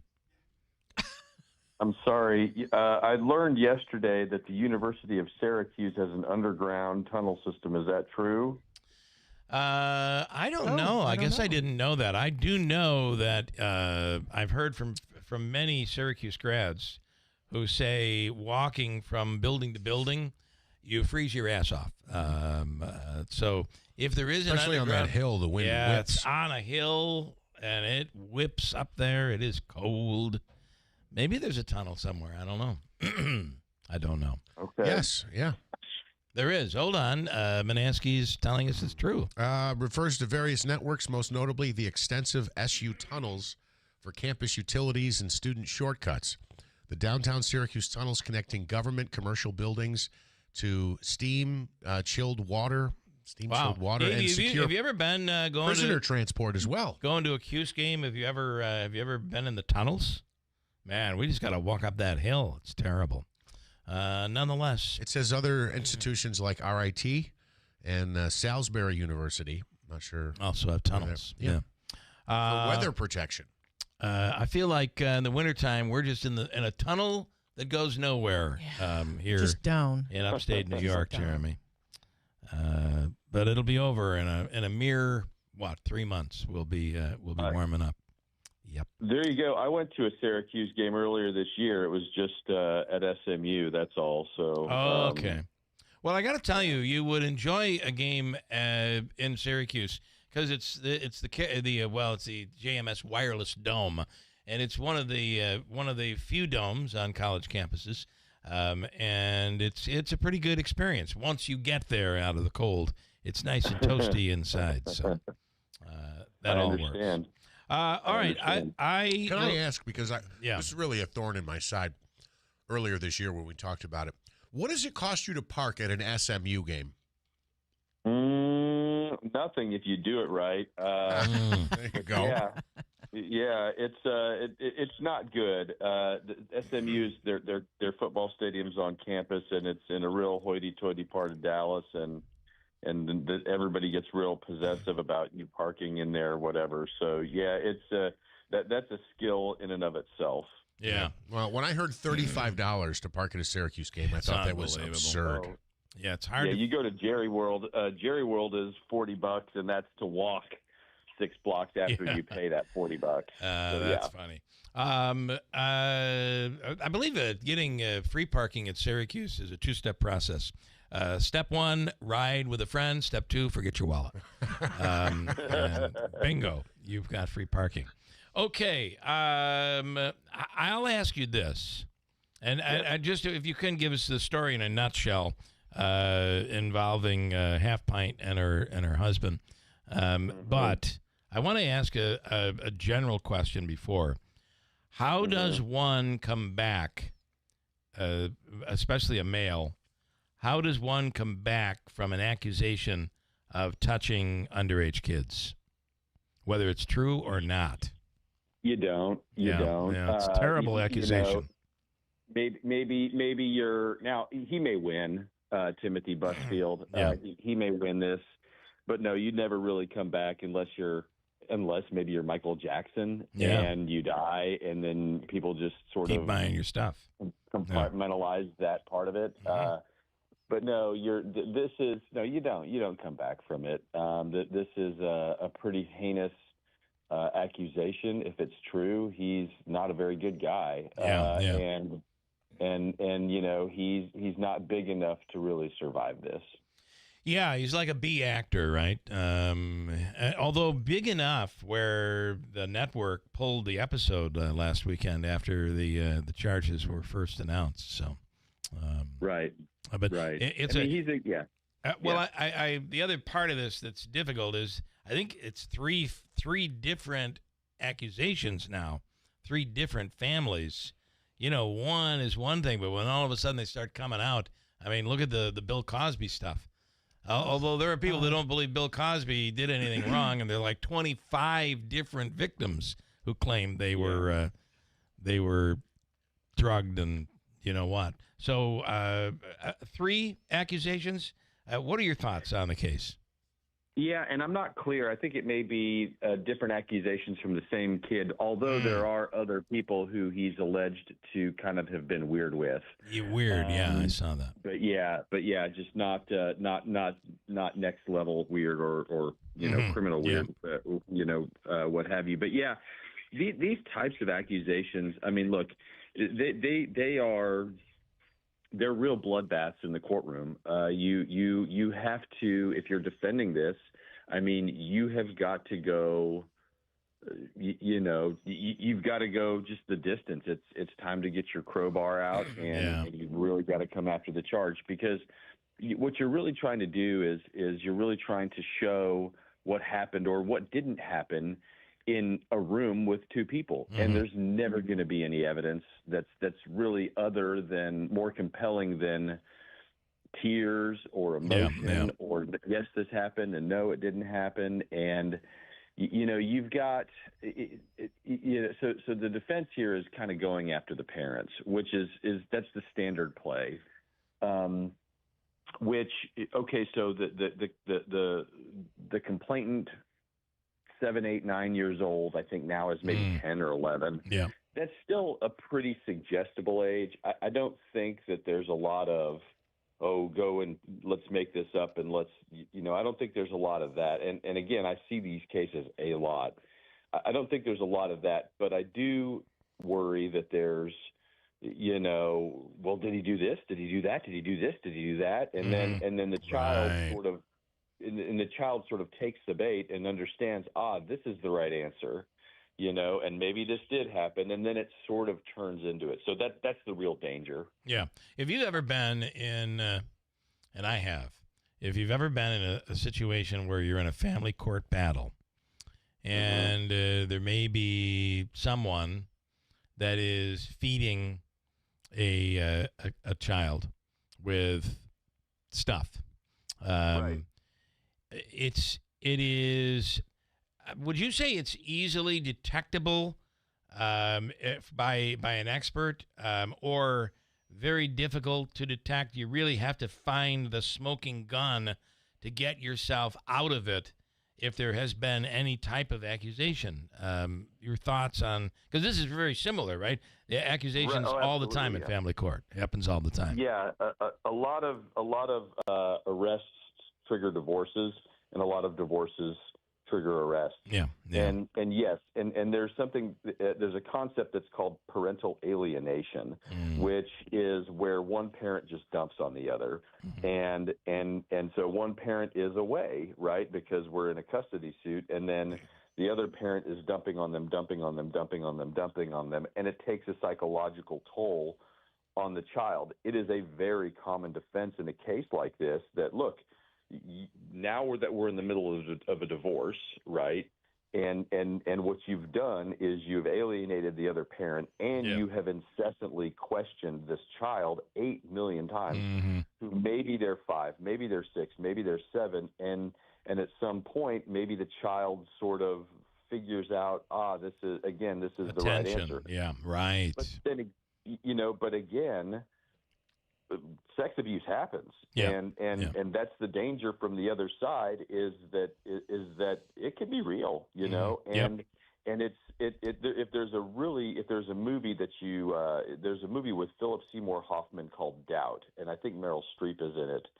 It's not a real pick-me-up. Just know that it's not a feel-good movie, but that movie is probably the best one I've seen that really encapsulates just the fact that you never, unless you were in the room, you there's always questions that you're going to have, it's gut wrenching. I do remember when I was when our kids were younger and there would be a babysitter. I would always have my wife take the babysitter home. I would never allow myself to be in the car with a 15-year-old girl. And not because I didn't trust, but it's just it could be bad, right? An accusation could be made, something could be said, and you never want to be in that situation where you don't have another witness. And that's what this is all built on, right? It's the guy with the child, and the court has to determine who's telling the truth, who's most believable. That's not easy. Yeah, and I'll tell you this: one of the things in jury selection that we'll do when we're talking to potential jurors is, people will say, well, you'll get a juror who says, well, kids might lie, but they don't lie about that. And then you say, all right, let me get my teachers here. Which of you teachers accompanies children to the bathroom alone? You shouldn't worry. Why? You shouldn't worry about that. That never happens. And then again, another common thing that I find is that kids don't lie to get people into trouble. They just really don't. But people lie all the time to get themselves out of trouble, and that's both adults and children. And that's the real scary part about it. But like I said, there's plenty of cases that come across my desk where I'm like, okay, pal, you better get your toothbrush ready because this one happened. So it as much as and as ardently as we defend them, if they're questionable, for sure the prosecution's right. They're right plenty. Very interesting. We'll see where this goes. But I will say that Melissa Anderson? Gilbert. Melissa Gilbert. Yeah. Anderson was the other sister. She's all in. I mean, she's crying in the courtroom and wrote a letter to the judge. Absolutely believes her husband did nothing wrong. And you know what? Maybe he didn't. So, right. And Anderson was the blind one who married Almanzo. That's right. Boy, did Pa cry over that one. That was drop of a hat. Oh God, that was a real set. Yeah, no, my mom was a big. I've seen every episode twice. Yeah. So Wednesday night was always a real downer. I got to tell you, always a downer. All right, good stuff. There's some happy storylines. There were. Yeah. I think Right. we once interviewed Nellie, and I forgot her name, but she's like, still to this day when she goes somewhere, people give her dirty looks because she played that role. She was the brat. Oh my goodness! On Little House, and she's really a nice woman. She's a nice woman. I mean, she was just a good actress. Oh, and the lines between reality and fantasy are so blurred now. It is. Holy moly! I didn't appreciate when they brought Nancy in. Do you remember Nancy? I don't know if Nellie got too old or what the story was, but you remember? Yes. Yes. And then it was Mrs. Olsen. It was Mrs. Olsen, right? Nellie's mom. Mrs. Olsen. She was a little rougher than Nellie, I got to tell you. Yeah, well, you know where Nellie got it from. That's right. And then there was Willie, who played Nellie's brother. Yep. Yeah, that's right. I remember Nancy, what Jeremy was talking about. Oh, I didn't like her. Yeah. Well, you got us going now, Jeremy. You got us going. Sorry, man. Yeah, we spun this thing out of control. Yeah. I'm sorry. I mean, we were doing well there for a minute. We were. Just talking about the tunnel system. And We were. Great stuff, as always. We appreciate it. You have a wonderful week, and Happy New Year. You too. Bye-bye. All right, thanks so much, Jeremy Rosenthal, with the Rosenthal Report. Okay, we can stop. You can stop with the explosions.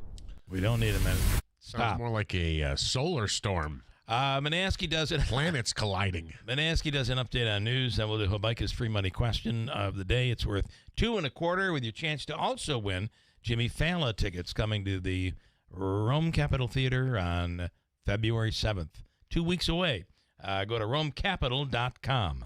Celebrating 100 years. This is Keeler. WIBX 950 and 92.3 FM. Now back to the Keeler Show. The Joseph Michael Chubbuck Foundation presents the 9th Annual Central New York Wing Wars, Saturday, January 31st from noon to 3 at Harts Hill Inn in Whitesboro. Sample wings from top local favorites like Pizza Boys, Hot Off the Brick, Knuckleheads Brewhouse, Piggy Pat's, Pizzeria Italia, Ray's Barbecue, Utica Barbecue, Utica Manor Corps, Free Bastards Brewing, Pizza by Maggiolino's, Fratello's, and Tony's of New Hartford. Then vote for Best Wing and Most Unique Wing, alongside celebrity judges, including Oneida County Sheriff Rob Maciel, Senator Joe Griffo, Assemblywoman Marianne Buttonshawn, WKTV's Jason Powlis, Empire Plate's Bill Vinci, and WIBX's Bill Keeler. Tickets are $35, including a wing from every participant, a slice of pizza, and a free beer, White Claw, or soda, courtesy of McCraith Beverage. Only 250 tickets available. Proceeds will assist Central New York cancer patients in financial need. For info and tickets, visit thejmcf.org or call 315-339-5993. Weekdays only, 9 a.m. to 5 p.m. The Save of the Day Foundation is dropping the puck on a raffle where you can win big. $75,000 cash or a 2026 Chevy Corvette. That's right. One ticket, two powerhouse prizes, and only 2,000 tickets will be sold. Tickets are just $100, and every entry supports the Save of the Day Foundation, helping our community win off the ice. The drawing is January 31st during the Utica Comets game, and you don't have to be in the building to score. Don't miss your shot. Cash or Corvette. Get in the game now at saveoftheday.org. Progressive presents Employee of the Month. Small Business Edition. Today's recipient from Terry's Tiny Homes, Terry.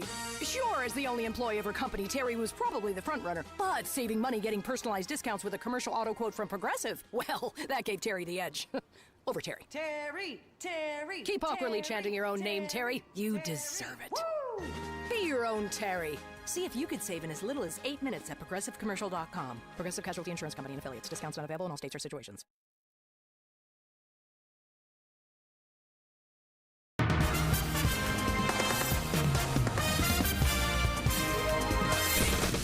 Clear skies, 11 degrees. Good morning. I'm Jeff Manansky. WIBX 950 AM, 92.3 FM news time, 7:39. This news update brought to you by the new destination Kia of Utica on Commercial Drive in Yorkville.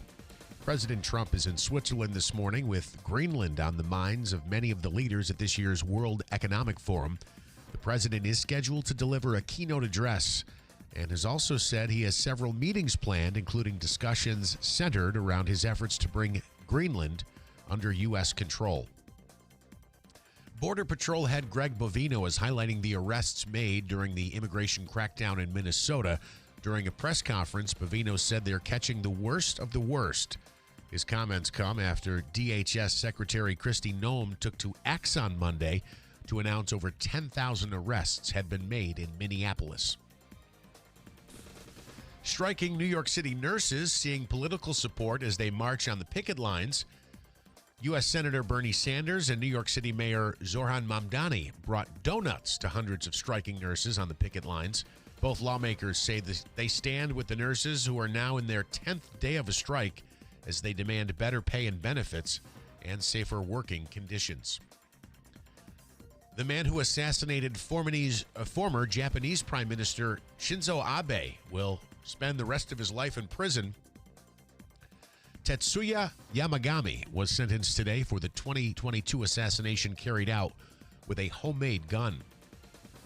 Dozens of beaches across Australia are closed today after 4 shark attacks in 48 hours. 3 of the attacks happened off the coast of Sydney. None of the attacks have been fatal. However, there is one child victim who is still reportedly fighting for his life. Bill, and the Australian Open is heating up in Melbourne. Top-seeded Carlos Alcaraz, 11th seed Daniil Medvedev, and 19th seed American Tommy Paul each won and advanced to the 3rd round. On the women's side, top-seeded Ariana Sabalenka and Coco Gauff won in straight sets in the 2nd round. Action continues today. Should we expect that a New York congresswoman is in Australia this morning watching the action? May be possible. She is a big fan. It is 7:41. Here's a look at your Weather Center forecast. Increasing clouds, windy at times and cold today with scattered mainly afternoon snow showers. Highs in the middle to upper 20s. Our wind chill at times, especially here this morning, could be below 0. Scattered snow showers, low to mid 20s tonight. Mainly morning snow showers tomorrow, low 30s. I'm meteorologist Ken Boone from the Weather Channel on WIBX 950 AM and 92.3 FM. Bill, we have clear skies, 11 degrees. It feels like single digits, though. It is 7:42. It's time now for Hobica's free money question of the day, and it's worth $225 here today. And Davey has selected that amount. You could win that along with Jimmy Fallon tickets coming to the Rome Capitol Theater on February 7th. Davey, this morning, you are looking for caller number what? 5. 5th caller. So dial up this number, 315-736-0186. Caller 5 right now at WIBX. You're listening to Leaf Filter Radio, and the guru of gutter protection himself, Chris Coonahan, is here to take your most pressing leaf-related questions. Hey, everybody, Chris here. I understand we have Ron on the line. Ron, where are you calling from? Uh-oh. Ron, are you calling from a ladder? Well, I was. I wanted to ask Chris what I need to do to get my gutters ready to have leaf filter installed. Oh, Ron, you don't have to do anything. A Leaf Filter Trusted Pro will come out and clean out your gutters, realign and seal your gutters, and install a Leaf Filter, America's #1 gutter protection system. So I didn't need to get on this ladder? Ron, Leaf Filter Trusted Pros are in your neighborhood and ready to help. Just visit leaffilter.com/deal to schedule your free gutter inspection and get up to 30% off. Thank goodness. What was that site? To get this special radio offer, go to leaffilter.com/deal for your free gutter inspection today and get up to 30% off. That's leaffilter.com/deal for up to 30% off. leaffilter.com/deal. See representative for warranty details. The new year brings new health goals and wealth goals. Protecting your identity is an important step.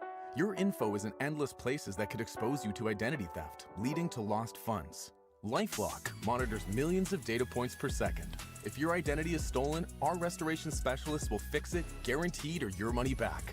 Resolve to make identity health and wealth part of your New Year's goals with LifeLock. Save up to 40% your first year with promo code NEWS. Visit lifelock.com. Terms apply. Ah, the most beautiful time of year is upon us. Tax season. And Tax Slayer is here to help you file with 100% accuracy for your maximum refund. Guaranteed. Tax Slayer even has support from real U.S.-based humans if you have any questions along the way. File your federal return by February 8th for $22.99, and I'll help you get the refund you deserve. Take it from me, a talking calculator speaking to you through the speakers of wherever you are. Tax Slayer. File fearlessly. Finding great candidates to hire can be like, well, trying to find a needle in a haystack, but not with ZipRecruiter. Its powerful technology actively finds and invites qualified candidates to apply to your job. So while other companies might deliver a lot of hay, ZipRecruiter finds you the needle in the haystack. See why 4 out of 5 employers who post a job on ZipRecruiter get a quality candidate within the first day. Try ZipRecruiter for free at ZipRecruiter.com/free. That's ZipRecruiter.com/free. ZipRecruiter. Keeler in the Morning invites you to connect with us through telephonic communication at 315-736-0186 or use the Call Us button on the WIBX 950 app. For additional contact methodologies, please refer to WIBX950.com. WIBX. This is Keeler. WIBX 950 and 92.3 FM. Now back to the Keeler Show. I don't know if any of you have any experience with this, but last night, we were just nothing to do last night. We'll just watch a show before we go to bed. And the program ended with me saying to my wife, "What have you gotten us into?" The program on Apple TV is called Pluribus. Anybody seen that one yet? No. What in the hell have you gotten us into? Yeah. Although my husband and I have watched a lot of shows lately that are supposed to be popular, and at the end of it, we look at each other and go, "We don't get it." Well, this is one of What are we those missing? where I can't wait to see the next episode, but it's out there. Like, what is going on here? So we're in it. Maybe, Eric, I'll check with you. Maybe you've seen it. River Valley Church is holding a shoe drive. It's going on right now in Herkimer. It's River Valley Church in Herkimer. The drop-off date, they're doing a special date where you can bring shoes and you'll drive right up and they'll take them right from you in your car. The big donation date is January 31st at 8 2nd Street from 9 a.m. until 3 p.m. Open your trunk when you arrive, and they'll grab the shoes. Donated shoes will be sent overseas. All proceeds will benefit RVC's outreach program for the homeless. And you can go to River Valley Church, search that for more details. And New York Sash, their big home show is coming up at the Nexus Center at the end of the month, and you could win their $25,000 home improvement giveaway. Just go to their website at newyorksash.com and sign up. Right now, they're running buy two, get one free. It's buy two New York Sash windows, get one free. The sale is going on right now. And these are great windows. The installers do a tremendous job, and we just swear by the work that they do. It's New York Sash, 349 Oriskany Boulevard, Whitesboro. Let me make that clear. We don't swear at the work they do. We swear by the work they do. They do a tremendous job. NewYorkSash.com. There you can also sign up for the $25,000 home improvement giveaway. Anything you want to add? No, I just, as you were saying, Matt, it just got the visual that you don't swear at them, you swear by them. So we swear by them. So I can picture one of their installers maybe installing a window in the kitchen, and you're sitting there at your laptop at the kitchen table cursing somebody out. Like, what the? Yeah. You're not swearing at them, but Well, you're by I them. will tell you, we were not swearing by Pluribus last night. I would have been swearing at the TV, if that makes any sense. The Hobeika free money question of the day. It comes from the Hobeika law firm, Joseph and Andrew Hobeika, at 315-724-1600 for your legal needs. You're in an issue, you've got something going on, you need help, workers' comp, whatever your legal needs, call them at 315-724-1600. Good morning. And good morning. And Eric, good morning. Good morning, Bill. How you doing, man? Hey, before we begin, let me just say, Jeff, it's about time we have hope for next year with the Giants. I'm so excited, man. I'm so excited. Quarterback, got a wide receiver, got a top wide receiver. Scatterboo, you know, they said he broke and dislocated his ankle, and within like 3 weeks, he was almost healed. I don't know I don't know if that's a performance-enhancing substance or what. Cortisone shots. Or because he's still so young. He's Stem a cell? tough guy. Interesting. What did he say? Steroids? What did he say? No, he said stem cell. Stem cell therapy. Oh, really? Interesting. I'm sorry. Go ahead. I tried that. I didn't get any taller at all. I don't think it works. Yeah. Sorry, Eric. Go ahead. Well, he's a tough guy, but as my grandson says, he hopes Scooby-Doo is back for next year. Yeah, that's funny. I got to tell you, I'm with you guys on this. I think the Giants are going to be fun to watch next year. Yeah, and I think even this year they were kind of fun. They could have been even more fun had he not gotten hurt. So interesting. Have you ever seen the show Pluribus, Eric? No, I don't have Apple TV. Yeah, well, you may be better off. I don't know what we got ourselves into, but it's a doozy. Okay, you know how this works. I give you you're going to get a shot at 2 questions today, though. If you want to take a chance at winning tickets to see Jimmy Fallon coming up at the Jimmy. Those were for. No, Oh, no, they're for everyone. He's kidding. Oh, I knew you were going to do that to Cully. Where was I? The Jimmy Fallon Show is February 7th at the Rome Capitol. Go to romecapital.com for tickets. Eric, are you ready? I'm ready. This is for $225. For $225, basic question. Here it is. From the category landscape. Here is your question. What is New York State's official bush? Ready, go. What is the burdock? Is it the... That's funny. It should be. You ever go trailing, walking on a trail, you always come back with burdocks. Beth, you're good at these. Do you want to guess? I would say serviceberry.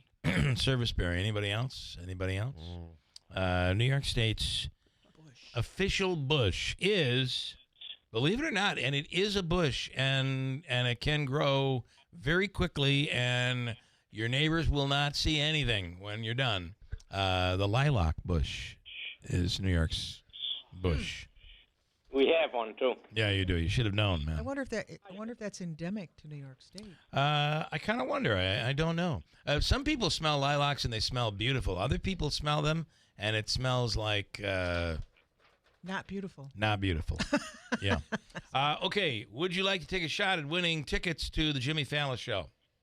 Of course. Of course. Jimmy coming to the Rome Capitol Theater on February 7th. Here is your question. You'll have 7 seconds to answer it. Which one am I going to give you? Okay, here we go. This is it. Who was the ancient Greek god of the sun? Ready, go. Thor? What'd you say? Thor? That's what he said. It's anybody on this one? Apollo. Yeah. Oh. That was a tough one. Yeah. I'm trying to find a question that's a little easier to help you out here, and these are all tough questions. Holy crap. All right, we'll give you the all-in-one food and fun card. You can try again and see where it goes, but it's a $25 gift card. You can get it at the Comets games or through the Comets, through Babes, Aquavino, Taylor and the Cook, 72 Tavern and Grill, all of that. It'll get you all over the place. As you know, Eric, stand by, and Davey's going to hook you up. All right, thank you, Bill. All right, man. Thanks. Davey, he is all yours. In studio right now is Stephanie Singe. Do I say that right? Yep. Cully, nice and tight on that that microphone. Coming in with you is Steve Cully, who we know. My brother-in-law. Yes, who is your brother-in-law. And you are running for Oneida County Family Court. Yes, that's correct. Talk about that. Hello. And you really have to get tight on it. Sorry. Okay. Oh, wow. Like you're almost like you're kissing it. This is up close and personal. Yeah. It is. You got to get on this mic as if you don't worry about catching anything. Okay, not a problem. So I have a little one at home, so germs are pretty much strong immune system every single day. Yeah. So this is a big job. This is an important, probably one of the most personal jobs that anyone can take in a county. Family court. Mm-hmm. So why should people vote for you? Just like you said, it's an extremely important role. Yeah. I've spent my entire career fighting for children and families. I worked at the district attorney's office for nearly 10 years, where I specialized in crimes against children with the Child Advocacy Center. And now I'm in family court with Honorable Judge Deep as his law clerk and court attorney. Which is also a very important job in family court. Thank you. I appreciate that. And I really do. I spend my days with the public, helping mediate cases and reaching resolutions for families. It's an important role in the sense that when you're in family court, you're typically there because you're seeking help with something that's going on with your family and you're looking for guidance from the court. And I think you really have to be empathetic and caring and making sure you're looking at each case separately and apart. And this is a real family, because the decisions you make there really can change the trajectory of not just a child's life, a parent's life, the whole family as a unit. So, and it's not easy because everybody's in telling their side. Yes. That is not easy. It's important, though. It is. It's extremely important.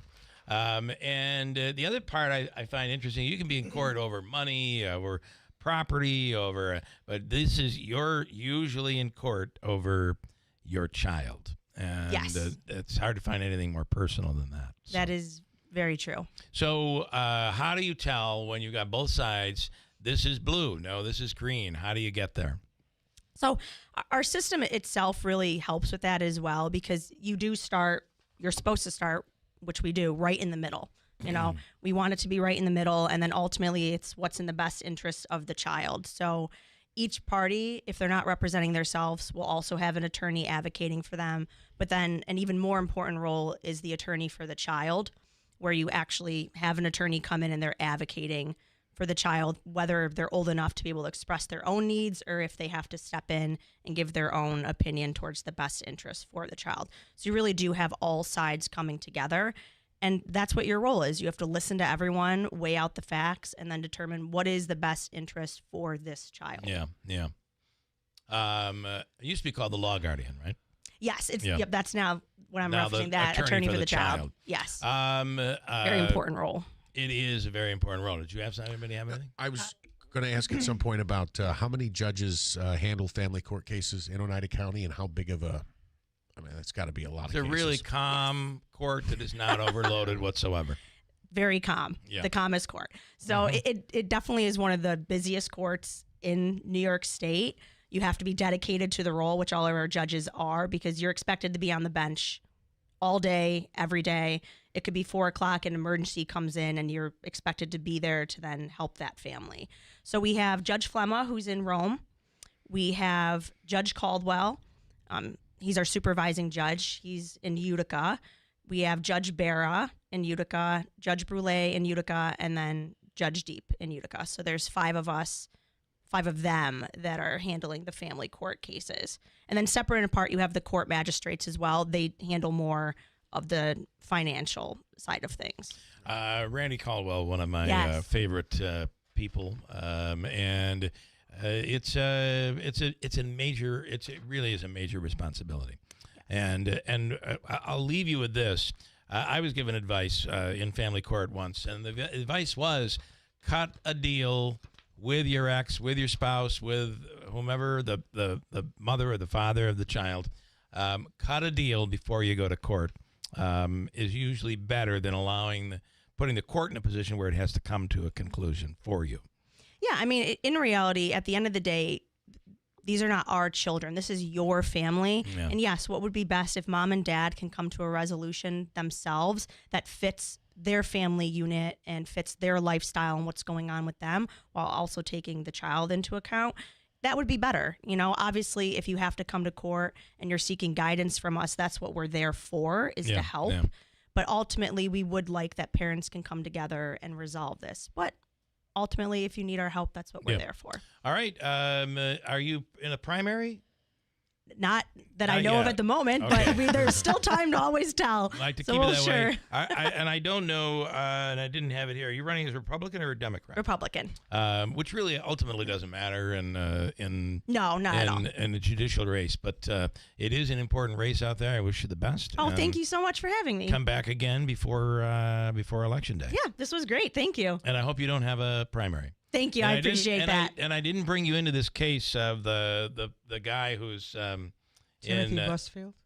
What's his name again? Timothy Busfield. Busfield, yeah, where he's being charged with the inappropriate touching of children. So those are tough cases, and you see that stuff. That is, I handle those cases for almost 10 years at the district attorney's office. Yeah. It was, but important role. Very important role. You're protecting the child in that situation. All right, great stuff. Again, Stephanie Singe Cully, running for Oneida County Family Court. Lots more to get to, and if you want to hang, we can talk. I want your opinion on the Buffalo Bills, the catch that was a catch or wasn't a catch, or I got to know what your take is on this, Steve, and we'll get to it coming up here. News is straight ahead on WIBX. WIBX Utica Road, W295 From the WB Payne Insurance Studios, your news talk leader since 1925. WIBX 950 and 92.3 FM. Now the latest from Fox News. President Trump has just arrived in Davos. I'm Dave Anthony, Fox News. After he landed in Switzerland late to attend the World Economic Forum, an electrical issue had forced Air Force One to turn around last night. Right now, they're trying to figure out scheduling. There's so many different moving parts whenever the president travels internationally. And to have an issue like this where the plane is late, you got to get on a new plane. Everybody's there late. The president's supposed to probably go back. Typically, he'll go back, go to a room, take some time out after that long flight and then begin meetings. Sometimes they hit the ground running. Fox's Rich Edson at the White House says this is the big issue looming at the forum, taking Greenland away from a NATO ally, Denmark. The president says it has to be the case that the United States controls Greenland, and that is a red line not only for the Danish, but for the Europeans as well. So someone's going to have to come up with some type of creative deal. Commerce Secretary Howard Lutnick is also in Davos and tells Fox Business this is why Greenland's important. You can't have Chinese ships or Russian ships while you're coming through, that strait. So America needs to protect it. But Europeans are considering retaliation to the president's threatened tariffs he'll impose on some countries opposing a Greenland takeover. Also at that forum, tomorrow the president plans to set up what he calls a board of peace to oversee the next phase of the Gaza ceasefire. More countries are weighing in, greenlighting their participation, including Israel. The office of Prime Minister Benjamin Netanyahu released a statement today on X saying, quote, Prime Minister Benjamin Netanyahu has announced that he accepts the invitation of U.S. President Donald Trump and will become a member of the Board of Peace, which is to be comprised of world leaders. President Trump has floated the idea of replacing the UN entirely with his board. That's Fox's Trey Yingst in Tel Aviv, Israel. The president will speak at the forum this morning and bring up other issues, including affordability, after signing an executive order on housing intended to restrict Wall Street investors from buying single-family homes. Vice President Vance and Second Lady Usha Vance expecting their fourth child. She's pregnant. America's listening to Fox News. Welcome to the most wonderful time of the year, when millions of Americans open their credit card statements, scream in terror, and start looking for new ways to save money. If that's you, why not cut your wireless bill in half with a saver plan from Pure Talk? You'll get unlimited talk, text, and 3 gigs of high-speed data on a super-fast 5G network for just $20 a month. Ho, ho, ho. Just dial pound 250, say micro, and Pure Talk's U.S. customer service team will help you switch in minutes. Again, talk, text, and data for just $20 a month. Progressive presents Employee of the Month. Small Business Edition. Today's recipient from Terry's Tiny Homes, Terry. Sure, as the only employee of her company, Terry was probably the front runner, but saving money getting personalized discounts with a commercial auto quote from Progressive, well, that gave Terry the edge. Over Terry. Terry, Terry. Keep awkwardly chanting your own name, Terry. You deserve it. Woo! Be your own Terry. See if you could save in as little as 8 minutes at ProgressiveCommercial.com. Progressive Casualty Insurance Company and Affiliates. Discounts not available in all states or situations. The Justice Department continues to investigate the anti-ICE protests in Minnesota that got angrier after the shooting 2 weeks ago that left Renee Good dead. A woman Homeland Security maintains interfered with immigration enforcement and drove toward an officer. Democratic leaders in Minnesota have demanded ICE leave, and now the Justice Department has issued subpoenas to some, including the governor and Minneapolis mayor. Attorney General Pam Bondi tells Fox the protest inside a church Sunday remains under a civil rights investigation. That should not happen to any Christian, to any religion, to a synagogue, to a mosque, to any place of worship in our country. A House committee will hold another hearing this morning into multi-million-dollar fraud allegations in Minnesota under federal investigation. A former sports reporter you might remember from TV is getting involved in politics, running for senator in Minnesota. Michelle Tafoya is running as a Republican. She covered primarily football over her broadcasting career. She spent 11 years with NBC's Sunday Night Football crew, retiring after the 2022 Super Bowl. She tells Fox News Digital career politicians aren't getting the job done for Minnesota. I know a Minnesota that is safe and peaceful and clean with excellent public schools, but that place is in severe decline. Everyone can see it. It's been 24 years since a Minnesota Republican was elected to the Senate. I'm hearing from people on both sides of the aisle that they are ready for change. The seat's opening up with Democrat Tina Smith not seeking a second term. Chris Foster, Fox News. On Wall Street, stock futures are down, so there could be more selling on top of the big losses yesterday. 2 more baseball players are going into the Hall of Fame. Center fielders Carlos Beltran and Andrew Jones, elected by the baseball writers. Beltran, a 9-time All-Star and 3-time Gold Glove winner, told MLB Network. Well, it was great. I have to be honest. Just being able to have the family here, my mom, my dad, my wife, my kids, and everybody around, it really make it very special. Jones and Beltran will get into the Hall of Fame in Cooperstown, inducted in July. I'm Dave Anthony. This is Fox News.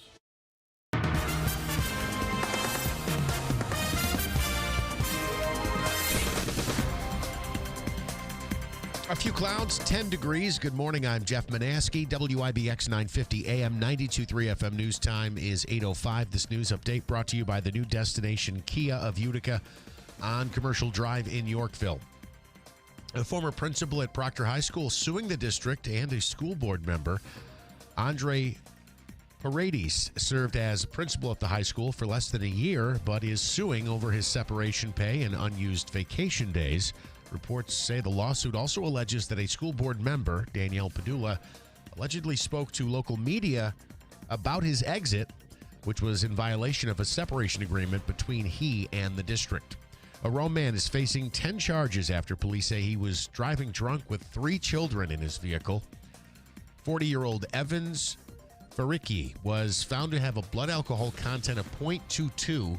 He's charged with 3 felony counts of aggravated DWI under Leandra's law and 3 more counts of endangering the welfare of a child.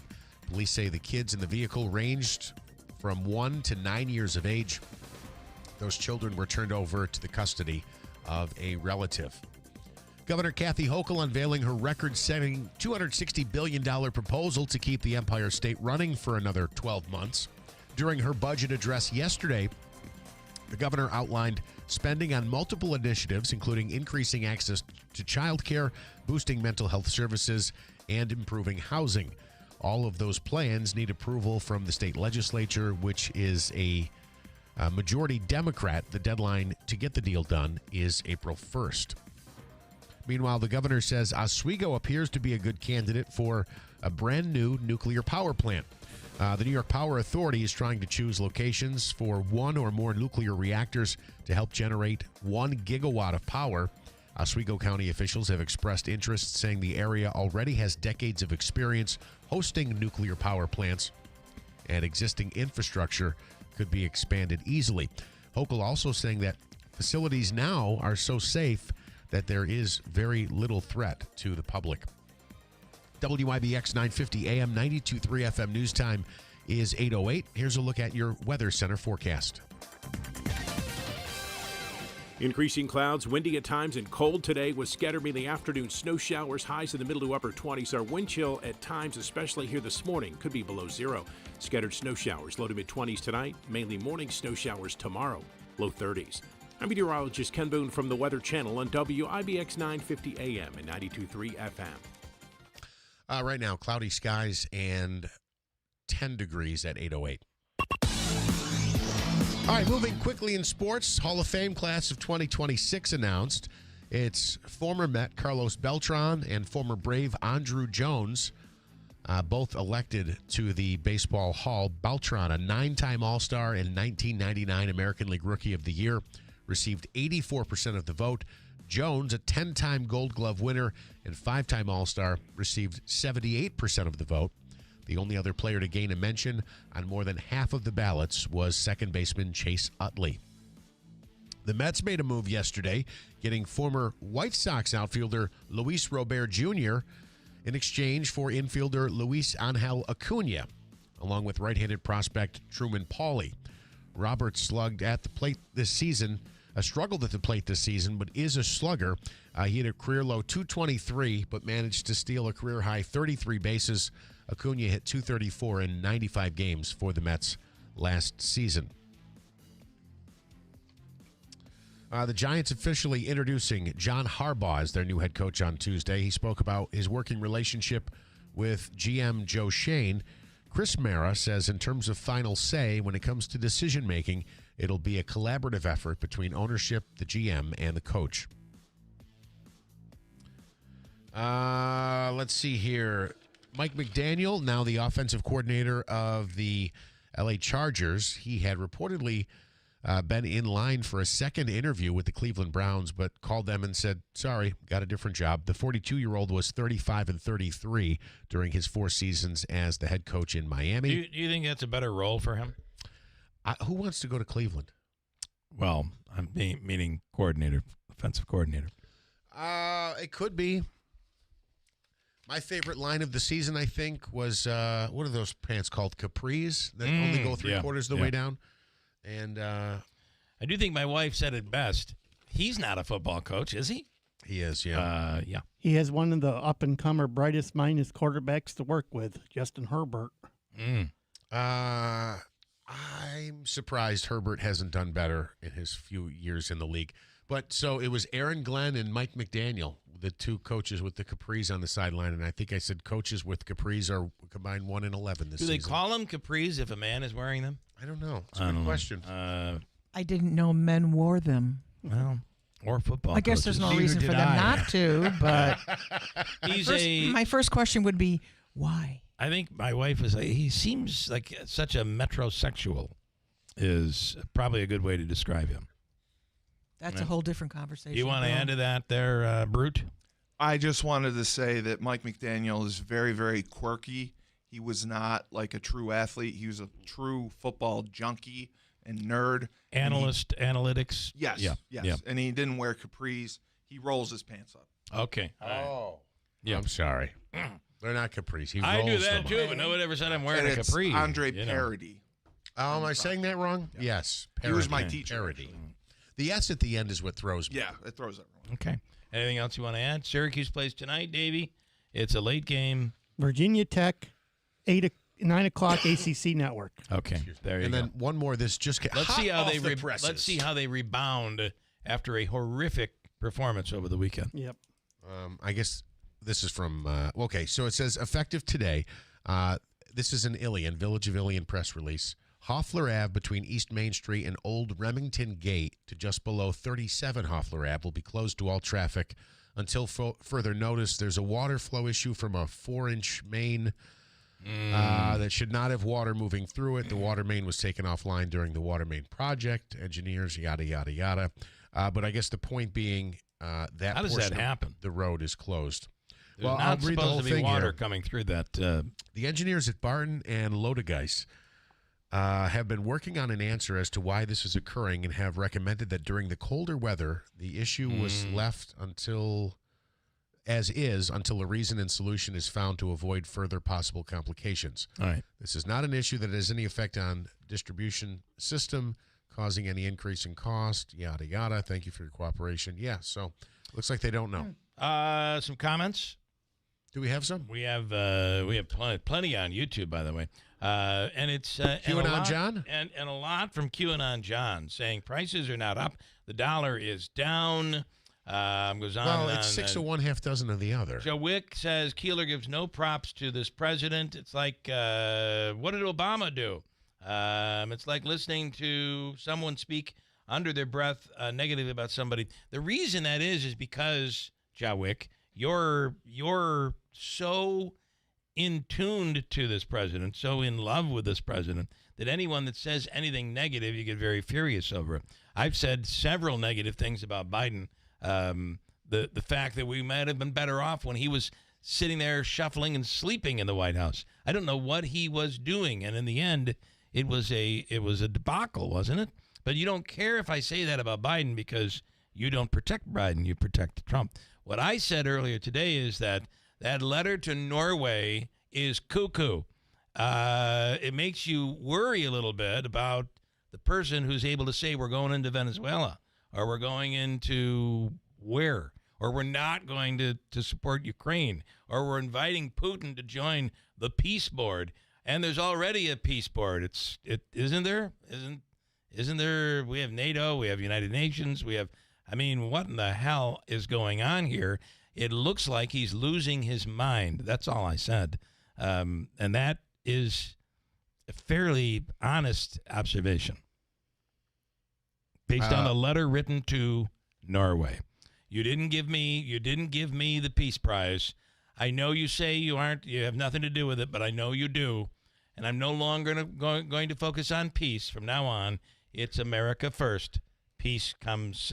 I'll still consider peace, but what are we doing here?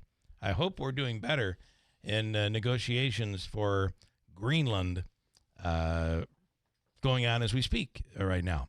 But QAnon John goes on about what's real money, what are stocks. You'll see what happens in the end. More good people than bad, Keeler. I don't know what that means. The most honest and fair election in history. I wish QAnon John would call us up and go on the air and tell us what is going to happen. He keeps saying, wait till you see what happens. It's going to be big. Well, the first thing is you must learn no idea what's the current coming. rules and laws of this country. That's right. You must learn the laws of the country. John, call us and let us in. It'll allow us to all prepare for what's coming. And don't you want us to prepare? Shouldn't we be prepared? Anything else you have there? Unrelated, Matt and Clinton says Rhea Seehorn is good in pluribus. That show is intense. Not as intense as The Pit, one that you should watch, which is an awesome show. But Pluribus will be on episode 2 tonight. That one looks really good. Coming up, actually, I guess I could get into it right now before we break. Steve Cully is in. Cully played, you've coached, you played for UConn, you played NFL Europe. So you have a little knowledge under your belt when it comes to football. Was that a catch? It was one of the most egregious rulings I've seen in the NFL and the NFL playoffs. It should have warranted at least a review. At least a review. Sean McDermott called a timeout to try to get a review. He didn't get one. And then you see a similar play in the Bears game, and it's ruled a catch. That catch determined the careers of so many people. In fact, Sean McDermott lost his job. Yeah. In fact, in December, there was a very similar play. Yep. And it was ruled an interception on the field. It was challenged because, remember, McDermott couldn't challenge at that point in overtime. It was overtime. And he had lost his ability to challenge anyway. And on that regular season game in December, it was ruled an interception on the field. When they reviewed it in New York, they came back and said it was a reception. Ball goes to the offense. Yeah, I thought it was a reception. I thought he was down by contact. The Bills kick a field goal. They win the game. Yeah, it was game horrible. Over. Yeah. And they would have easily advanced to the Super Bowl. I want to just pepper some things at you on the Bills. Your thoughts in that? You think the Bills were going to blow out the Patriots in the championship game? Yeah, I think they'd beat the Patriots. I think they would beat the Patriots too. Well, you said advanced easily. That caught me off guard. Yeah, they've played them twice. I think they know them quite well. I think they would have a good chance of beating them. So, especially with Josh Allen. And Drake May. Drake May hasn't played anything spectacular this playoffs. He was an MVP candidate this season. So, I do want to ask, wasn't it odd that all of a sudden the referees went from really letting them play to calling the calls that those interference calls that they made? They missed one earlier against Denver, and then they called the Bills completely differently than they were calling throughout the game. Do you agree with that? The 47 yards of pass interference yard penalties at the end of overtime, you might as well have just handed Denver the game. Yeah. And it was disgusting how, I mean, these officials, like we talked about, they work 3 days a week, and this is so important. You're affecting people's jobs. You're affecting people's livelihoods. You have to get these calls right. You have the ability to get the calls right with instant replay. Right. And to not go to it is so stupid when it's right there for you. You can slow it down. You can look at it, get it right for the sake of the fans, for the sake of the league, and for the sake of those teams. The firing of McDermott, the keeping of Bean, the keeping of Brady by the Bills. They have a press conference, by the way, today at 10 a.m. Yes. What do you think? Yeah, I think they're going to have someone to announce. McDermott, I thought, did a phenomenal job. I knew that this was his year, and they're worried about Josh Allen because he's in the prime of his career. He's getting older, yeah. Yeah, so they I don't think starting over is the best move because you're bringing in a whole new system. But, I mean, it's a good thing Brady's staying. I don't know who they're going to bring in as head coach. I don't think Bean should have been promoted.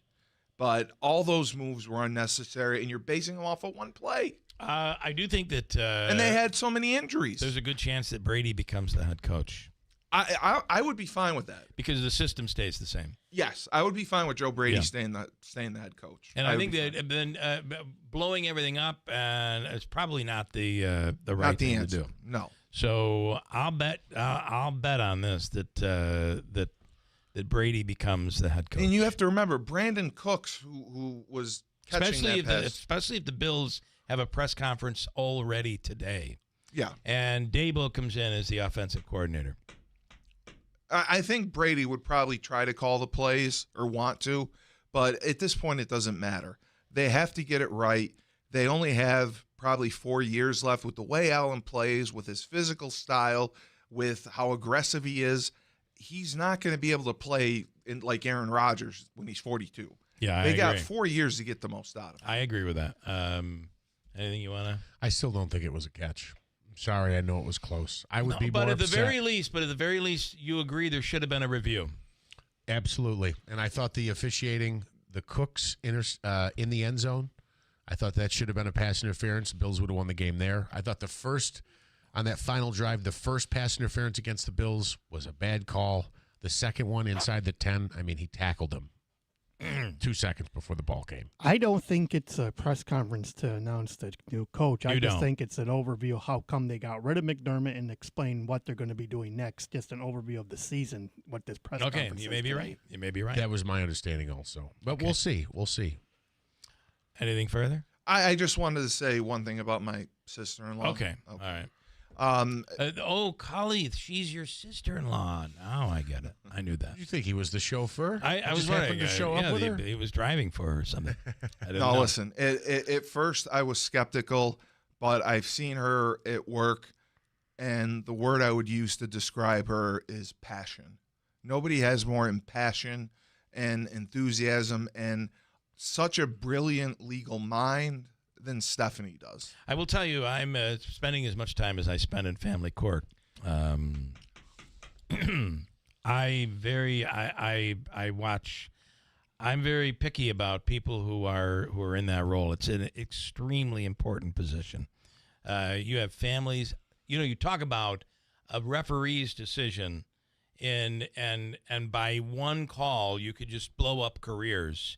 One call by a family court judge could blow up families. It could change the course of a child's life for good or bad. And it is, to me, one of the most important jobs in society today, a family court judge. And I loved everything that she said. I really liked her a lot. And I just think it's so endearing except that she wants to get the back. one thing that bothered me is she's related to you. Other than that. Of course. I expected that. I got to tell you. I expected that. But I got to tell you. She's endearing. She always puts the children first. She can't talk about it, but she's taken on very, very difficult cases involving rape and such, but she always does what's best for the victims. She always does what's in the best interests of the children, and she wants to make families better when it gets to that point. Yeah. At the end of the day, if we as parents and grandparents always do what's best for the child, you'll probably be making the right decision, right? Yes. Keep that in mind, as opposed to your anger, your chance of getting back at somebody, a little revenge, if you can put the kids first, you probably are going to be going in the right direction, I would think. All right, Cully, thanks, man. 8:23 at WIBX. Cartoon Madness is coming to the Rome Capitol Theater February 16th through the 21st at 3 p.m. daily, 3 and 7 p.m. on Saturday, February 21st. This year's theme, Looney Tunes Goes to War. 8 dozen cartoons in the Looney Tunes Merry Melody series with Bugs Bunny, Daffy Duck, Porky Pig, and more, all made during the World War II period. Tickets are $5 for adults and $3 for children 12 and under. More info at RomeCapitol.com. Cartoon Madness, Looney Tunes Goes to War, February 16th through the 21st at the Rome Capitol Theater. Trust and Will is an online estate planning service. Visit trustandwill.com for details. Trust and Will. My dad and I were always close, but some things we just didn't talk about, like his will. After he was gone, we found out he didn't have one, and it created a lot of stress during a time of grief. Creating a will can be hard to think about, but avoiding it can lead to greater difficulty for the people you love. That's why Trust and Will makes estate planning simple. Create a will online in as little as 30 minutes. Now, I have a will in place to make sure my loved ones are protected. With Trust and Will, it was easy and affordable. And I got peace of mind knowing my wishes are clear. Trust and Will. Get 20% off when you visit trustandwill.com/plan. That's trustandwill.com/plan to get 20% off. trustandwill.com/PLAN. This is a special alert to all Americans who own a vehicle with less than 200,000 miles with an auto warranty about to expire or with no warranty coverage at all. Due to a decline in the economy, CarShield is announcing a low-cost month-to-month vehicle protection plan that is now available to the public to save any driver out-of-pocket expenses on future auto repairs. Call now to find out how you can pay almost nothing for covered auto repairs. Yes, you heard that correctly. Pay almost nothing for covered auto repairs. An open phone line has been established for all drivers to call for a free quick quote. Call 800-923-6829 now. Drivers who are covered will not have to pay for covered repairs again. This protection plan is at an all-time low. Additionally, drivers who activate this vehicle protection today will also receive free roadside assistance, free towing, and car rental options at no additional cost. Call us for your free quick quote today. 800-923-6829. That's 800-923-6829. What do you have to lose? Call 800-923-6829. Again, 800-923-6829. Ah, the most beautiful time of year is upon us. Tax season. And Tax Slayer is here to help you file with 100% accuracy for your maximum refund. Guaranteed. Tax Slayer even has support from real U.S.-based humans if you have any questions along the way. File your federal return by February 8th for $22.99, and I'll help you get the refund you deserve. Take it from me, a talking calculator speaking to you through the speakers of wherever you are. Tax Slayer. File fearlessly.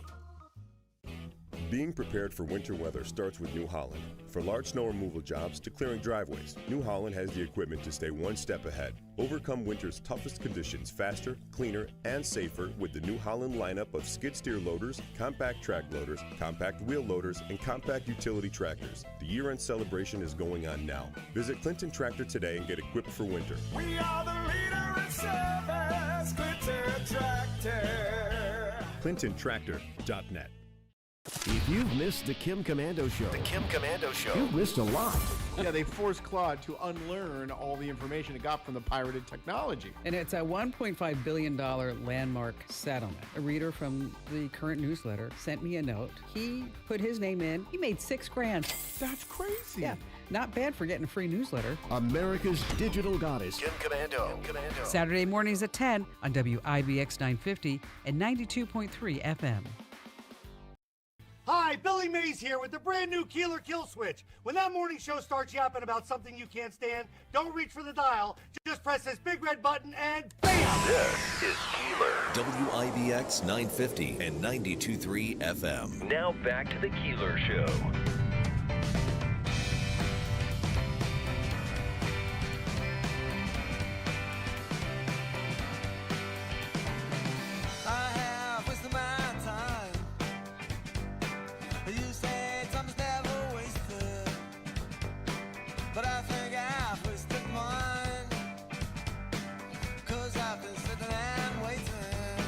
Here we go now. You said you always learn, and you gain nothing by complaining. But I said I wish I could rewind. Stop wasting my time. Well, good morning. It is Wednesday. And in studio is Beth Irons. Beth, you brought a guest in here this morning. Do you want to talk about that and do the grand introduction here? There's a lot of different things that happen at Cooperative Extension. One of the most loaded questions I ever asked from my former supervisor, Marty, was, what exactly do you do at Cooperative Extension? And 6.5 years later, I'm still answering that question. And Mary Lynn Collins is with us this morning. She is our livestock specialist. I'm sure it's much longer official title, but Mary Lynn's one of those people that she's always thinking about the next thing to do to support our local producers and farmers. And she's here today to talk about some February programs that she's got coming up for Cooperative Extension. Well, good morning, Mary Lynn. Good morning, Bill. Thank you, Beth, for that intro. Absolutely. It was very nice. Very nice. You know. Okay, tell me, what do you, first of all, livestock, we're dealing with some high prices when it comes to meat. Sure. Very exciting times in the world of ag here locally, in Oneida County as really well as across the country. So in addition to livestock, here in Oneida County, we are a heavy dairy industry state. I don't know. So- There's this little company coming in and Yeah, building just- in Rome. Yeah, small Or- peanuts. startup. Yeah. But so in my program area with Extension, I do cover programming for both dairy producers as well as general livestock producers. So I'm here today to hopefully push out some very exciting programming. I'm about to roll out here in February, but we'll continue on throughout the year. Okay. Programming specifically designed for women involved in agricultural businesses. Interesting. That may be dairy, that may be other livestock entities. But I have some great opportunities to roll out this programming in large part, really, to grant money I received from the Women's Fund of Oneida and Herkimer County. I don't know if you've heard of that organization. Yes. Very cool stuff coming out of there. So, so I'm hoping that as people are out working this morning or have this on, Bill, and listening to you faithfully, that I can hopefully rope in some women interests. We're going to have a kickoff program coming in February around the 17th. So what programs, what opportunities are there? Okay, so specifically with this area of programming, I'm hoping to target women in ag and help build their skill sets, practical skill sets that they would need and use on their farming operations. For example, it may sound very trivial, but how to jumpstart a battery, how do you check for oil, how do you change oil, how do you run a chainsaw? Kind of building their skill sets and gaining their confidence and being independent with their farm business. Who is your target? Target is... I realize it's women. Yeah, women of all ages. New farmers or you recruiting? Any and all. Established farmers, yep. We have a segment of our audience in farming that perhaps college is not the route for them. They chose not to go to college, but they're still involved in agriculture. Okay. So I think I have a real opportunity there to reach them. I only because I was brought up in the country, and I do believe that every female that I knew growing up could do many things that the average guy could not do. They were brought up on a farm, so they were out there working the farm with brothers. Yep. But if I'm new to farming, I would be completely lost. So does that mean you're more targeting people who are the agriculture is new to them, or are there those that just didn't work out in the field with their families? So, long and short answer, Bill, I will welcome any woman with interest in agriculture who would need assistance, who's looking to gain their skill sets, feel empowered, and feel more confident in what they're doing, to get involved and join me in this programming. Because I once had a farmer friend female say, you just can't put gas in that chainsaw. You need to mix it with oil. And she was right. And she was right. And you know what that does to it'll seize the engine right now. Yes, it will. Yeah. Sure. So, but if somebody right now, there seems to be more opportunity than ever in agriculture, especially in dairy right now. Yes. And, and I will fumble with this specific statistic, but women-owned ag businesses are growing. Yeah. I think a third of us are women ag ownership roles. So, right, that's pretty significant, I feel. Not only are we going to focus on building skill sets, but it's going to be a networking opportunity with guest speakers and regular discussion groups, really kind of a meeting ground for women to come and voice their concerns, lean on one another, get that added support that we need. And in New York, if you're a woman-owned business, there are a lot of opportunities for grants and contracts that are really set aside specifically for women. Is that the same in agriculture right now? In recent years, Bill, we are seeing an uptick in grant opportunities. Again, because dairy is so strong here in New York, we are seeing more dairy grants becoming available, most likely tied to the increased processing coming to the state.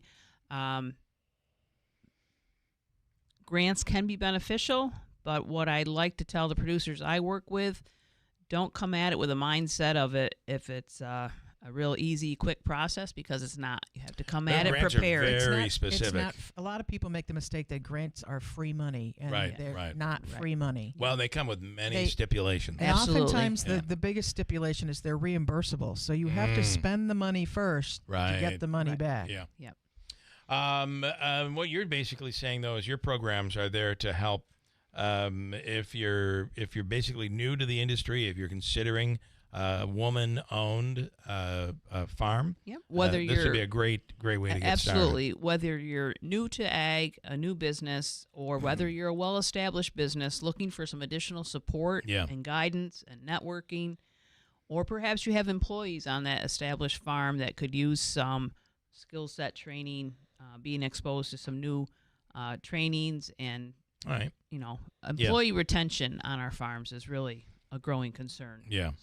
I mean, one of the things I always admire Maryland looking at is the people drive by the farm and they see the stereotypical, the happy cows standing out in the green field, munching their cud, and then, somebody walking in and putting a three-legged stool next to them and milking them a couple times a day.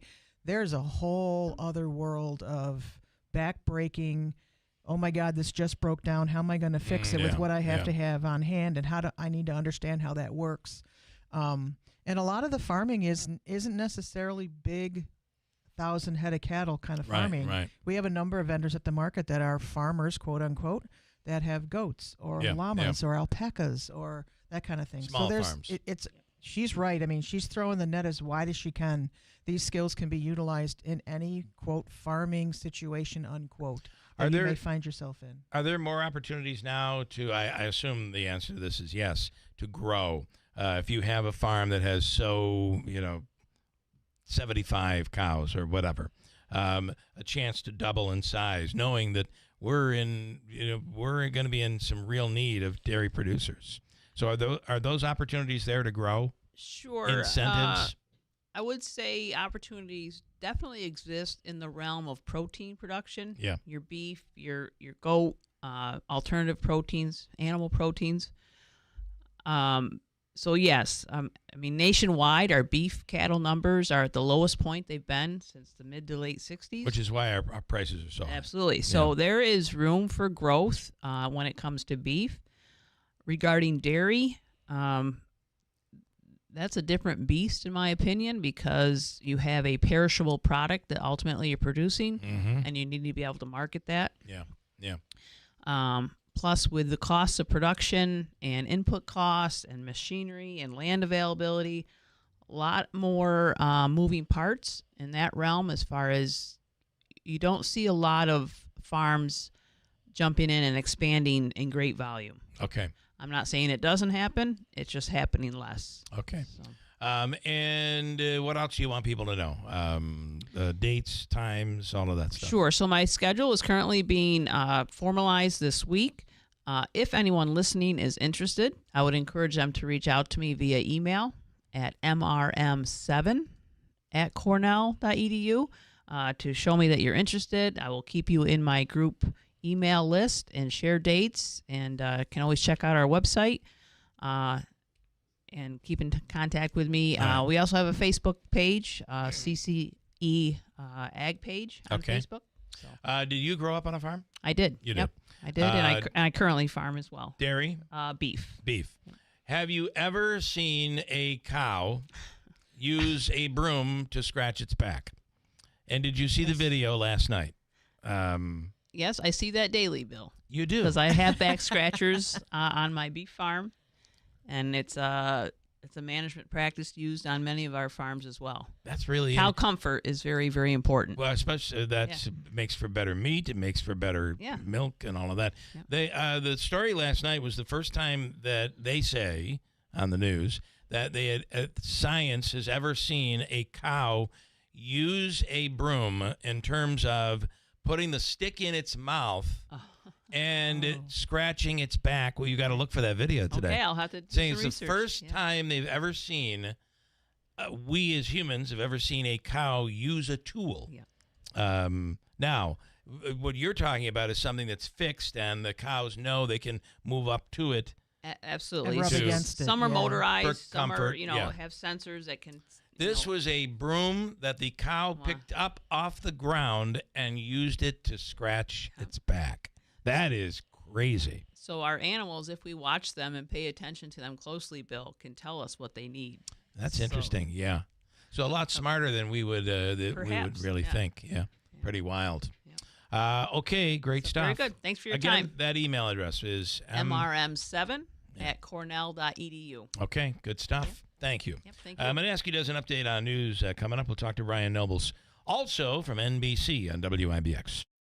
Cartoon Madness is coming to the Rome Capitol Theater February 16th through the 21st at 3 p.m. daily, 3 and 7 p.m. on Saturday, February 21st. This year's theme, Looney Tunes Goes to War. 8 dozen cartoons in the Looney Tunes Merry Melody series with Bugs Bunny, Daffy Duck, Porky Pig, and more, all made during the World War II period. Tickets are $5 for adults and $3 for show at RomeCapitol.com. Cartoon Madness, Looney Tunes Goes to War, February 16th through the 21st at the Rome Capitol Theater. Hurt in a car, call William Attar, 315-444-4444. Wesley Financial Group is not a law firm. Do you feel embarrassed, trapped, maybe even ashamed just because you own a timeshare? Well, I'm here to tell you you're not alone. Chuck McDowell here, the timeshare cancellation guy. I get over 3,000 complaints a week from all kinds of folks that feel the same way you do. Honest people, teachers, veterans, grandparents, all losing sleep over a timeshare they can't get rid of. That's why 15 years ago, I founded Wesley Financial Group to help people take their lives back. Today, I run Wesley with my 2 sons, a real family business, treating every client and every employee like we would want our own family to be treated. That mindset has helped us cancel over 50,000 timeshares from people just like you. So if you're stuck in a timeshare, give us a call. Let our family help your family. Call Wesley now for your free timeshare exit kit. 800-330-6363. That's 800-330-6363. 800-330-6363. Need a new bed? Don't wait for your tax return. Mattress Express has 1 year, no interest, no money down, and no payments for 90 days for qualified buyers. Stop into any store or apply online at mattressexpressny.com.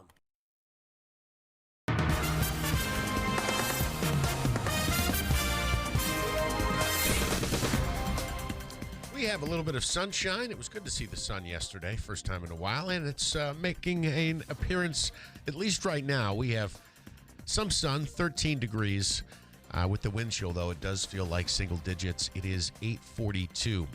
President Trump in Europe today, where the fate of Greenland is on the minds of many of the leaders gathered at this year's World Economic Forum. As Trump was leaving yesterday, an electrical issue forced Air Force One to return to Joint Base Andrews. While in Davos, the president has several meetings planned with European leaders over his attempt to bring Greenland under U.S. control. State lawmakers in Alaska are asking questions after the Trump administration ordered hundreds of soldiers to get ready to deploy to Minnesota to help with immigration enforcement. The Alaska Joint Armed Services Committee is said to be drafting a letter to the 11th Airborne Division seeking clarification on the order.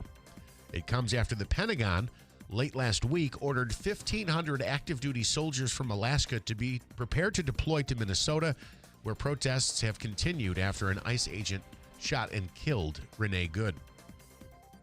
Closing arguments begin today in the first trial connected to the slow police response to the mass shooting at an elementary school in Uvalde, Texas. Former Uvalde school officer Adrian Gonzalez is accused of failing to engage the gunman after arriving at Robb Elementary School during the May 2022 massacre that killed 19 children and 2 teachers. A Canadian man accused of posing as a pilot or flight attendant to get hundreds of free flights pleads not guilty. 33-year-old Dallas Pokornik was accused in court Tuesday in Honolulu of federal criminal charges. Prosecutors say he managed to lie his way onto flights managed by Hawaiian Airlines, United, American, and Air Canada over the course of about 4 years. Hundreds of free flights. He must be a tall and good-looking guy. Yeah, or have access to, like, great, what's the equipment where you would like doctor up a passport or Yeah, an ID. yeah, a nice He's got to printer. have all Yeah. these badges, right, Yeah, that that's say wild. he works for these companies. That's wild. And Bill, actor Timothy Busfield is released from jail while his case plays out in the courts. He's charged with sexually abusing 2 boys on the set of the television show The Cleaning Lady, allegations which he denies. WIBX. I believe he was picked up by Half Pint at the jail. She picked him up. WIBX. She did. She was very distraught, as she should be. It's terrible. It's 8:45. Here's your Weather Center forecast. Increasing clouds, windy at times and cold today with scattered mainly afternoon snow showers. Highs in the middle to upper 20s. Our wind chill at times, especially here this morning, could be below 0. Scattered snow showers, low to mid 20s tonight. Mainly morning snow showers tomorrow, low 30s. I'm meteorologist Ken Boone from the Weather Channel on WIBX 950 AM and 92.3 FM. We have Okay, will you please. cloudy skies. I don't know if you said something bad I'm there. sorry, I'm he dumping did. it. He did say. Sunshine and 13 degrees. Good morning, sweetheart. How are you? All right, Paul, good morning. Good morning. I know you came here. I was in the neighborhood. I just thought I'd stop in and say hello. That's wonderful. Feel free to hang. Ryan Nobles is coming right on. You can hang during that. Maybe you should finish chewing first, though. And What, can you hear it on the mic? Yeah.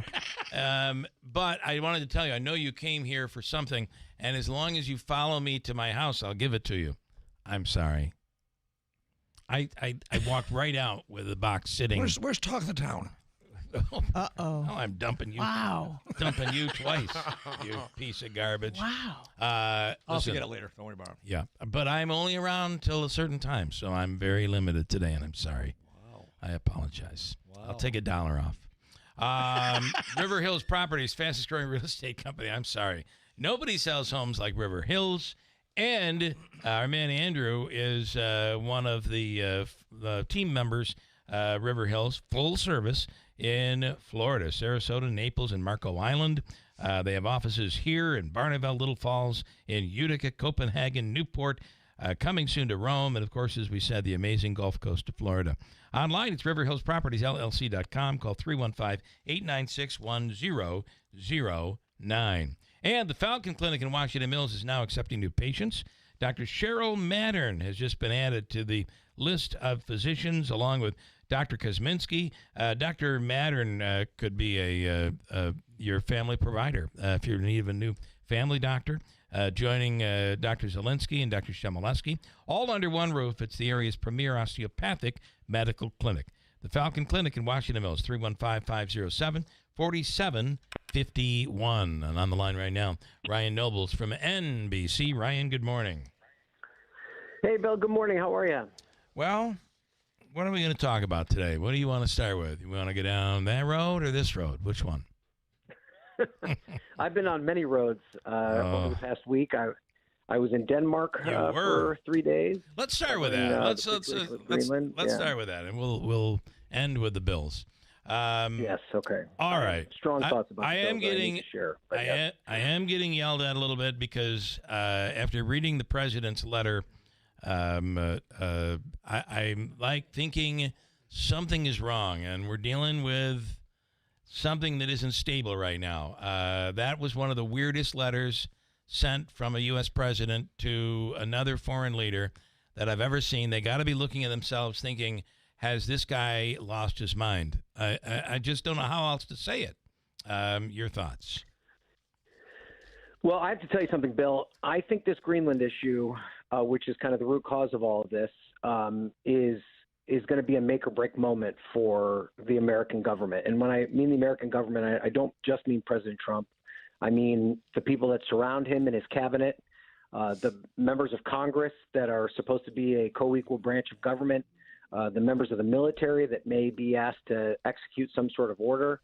I don't think you really truly get a full understanding of just how much Europe is freaking out without actually physically going to Europe. Yeah. There is a real sense of dread that this Greenland, quixotic venture that Trump finds himself on has the potential to completely destabilize the NATO alliance, which has been in place and basically kept the Western world safe for since World War II. There is a kind of a head-scratching moment in terms of why he chose to go after an ally. Denmark, I learned a lot on this trip. Denmark was the most strong European country to support the United States in the wake of 9/11. They lost more soldiers per capita in Iraq and Afghanistan than the United States did. Maybe the equivalent of almost 2,500 soldiers, people, men and women, killed as part of that defense of the United States after 9/11. And so you have a situation here where all of our European allies, most members of Congress, Republican and Democrat, all think that this is a bad idea, that there's no purpose to it. Greenland and Denmark will let Donald Trump do whatever he wants with the island. He can build as many bases as he wants. He can explore for raw earth minerals. He can cooperate with them in terms of keeping the area safe from Russia and China. Why is it that he just feels this necessity to plant the flag there, this symbolic planting of the flag?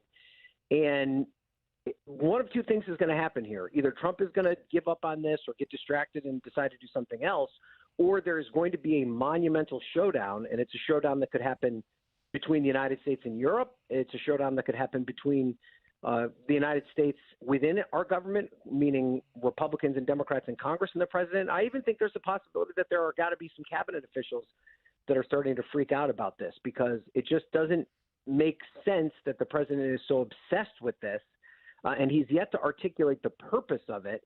And it just seems as though the possible negative consequences just so dramatically outweigh the possible positive benefits.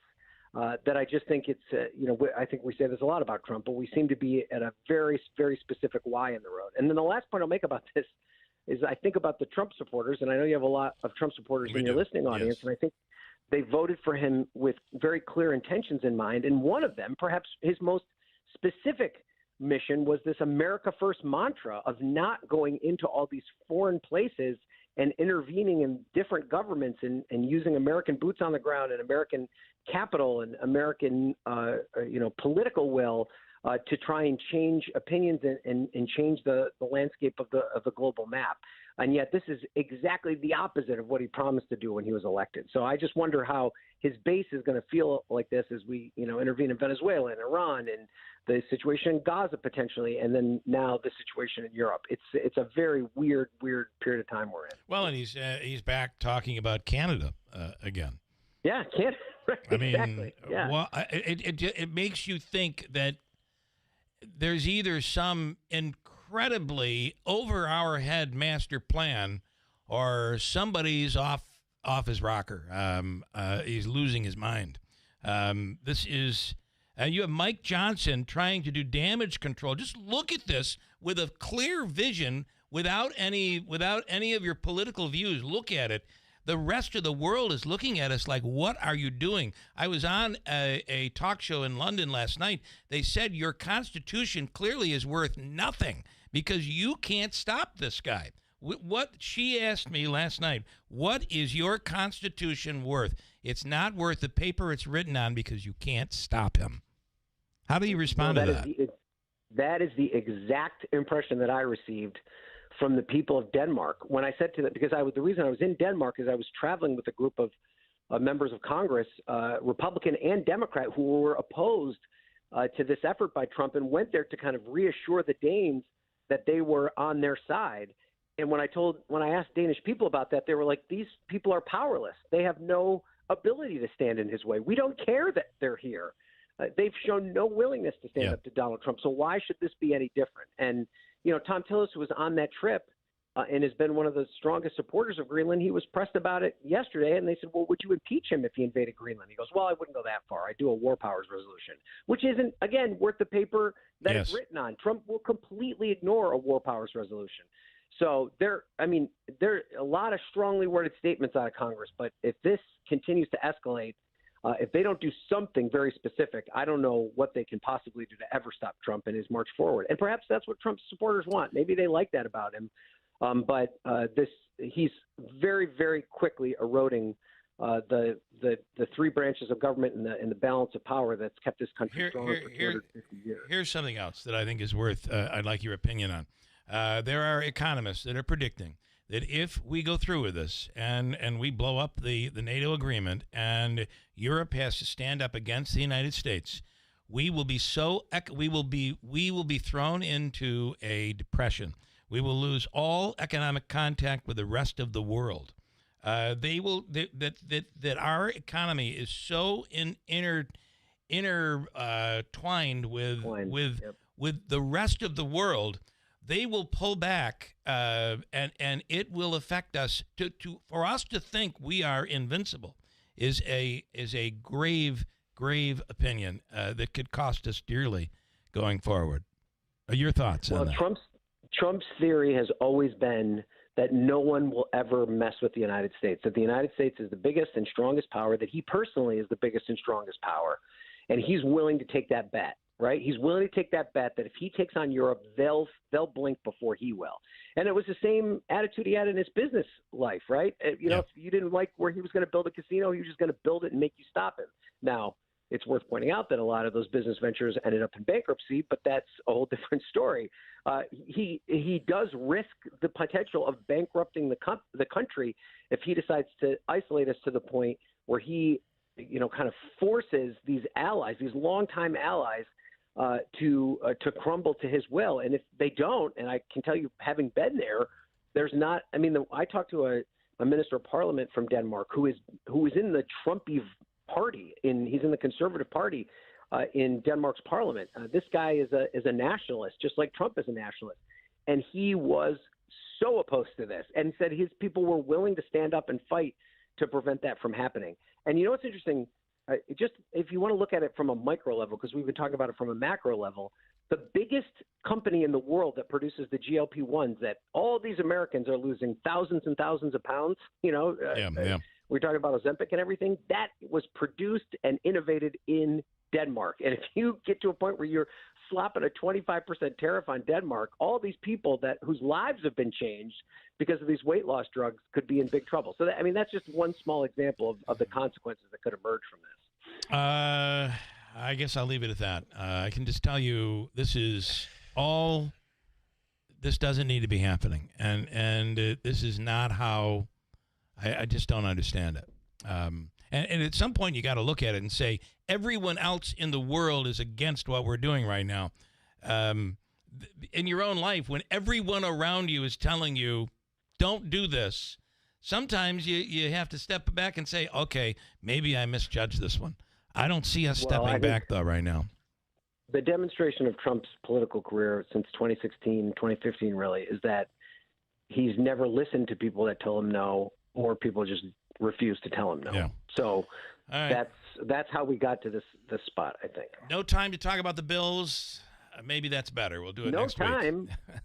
No time. We have 4 minutes, don't we? I need to say that. I need to say one thing. Davey, do I have 4 minutes? Davey, do I have 3.5 minutes? He's shaking his head yes. Okay, go ahead. Okay, here's the thing. This is what I have to say about the Bills. I need to get this out. I've been waiting all week to tell you this. I don't necessarily disagree with the idea that it was time to move on from Sean McDermott. I liked him a lot as a coach. Me too. I think he deserves a lot of credit for lifting the team out of the ashes. So it's not so much the firing of Sean McDermott that I have a problem with. I probably wouldn't have done it, but I can understand why someone would come to that conclusion. What I'm so appalled by is the idea that Brandon Beane has been elevated and given a promotion and is now going to be in charge of picking the next head coach.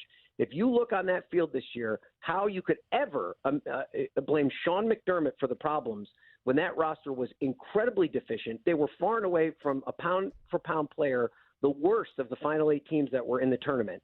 If it weren't for Josh Allen, they wouldn't have even made the playoffs. Yep. And the idea that you've let the Patriots skate by you in terms of roster decisions while you sit there and waste the best years of Josh Allen, and this guy gets promoted, that's what has me the most concerned. Yeah. And he's going to be the one in charge of picking the next head coach. Keep in mind that a lot of these great draft picks, Tre'Davious White, Deion Dawkins, those were all McDermott picks before Beane was even on the team. And the reason he's gone, according to News in Buffalo, is because McDermott was protesting, saying, what are you doing? The roster sucks. The roster is the problem. We can't win the Super Bowl with this roster. And they got angry with him and fired him. Yeah.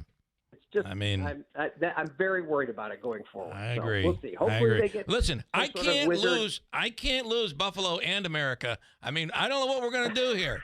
This is getting crazy. And my last point is they better not hire some retread like Mike Tomlin or Bill Belichick. It better be somebody Okay. young and innovative. I That's agree. What they need. I So, agree. all We, right. we may know Thanks, by Bill. next week. We'll see what happens. Have a great rest of the week. Thank you. All right, Ryan. Don't let Thank success you. get in your way. Thank you, Ryan. Thank you. All right, Ryan Nobles, NBC. We got to go, and we're back tomorrow morning. From the WB Payne Insurance Studios, your news talk leader since 1925. WIBX 950 and 92.3 FM. Now the latest from Fox News. President Trump is on the world stage. I'm Dave Anthony, Fox News, in Davos, Switzerland, where he's touting an American economic turnaround. Growth like I believe you'll see very shortly our country has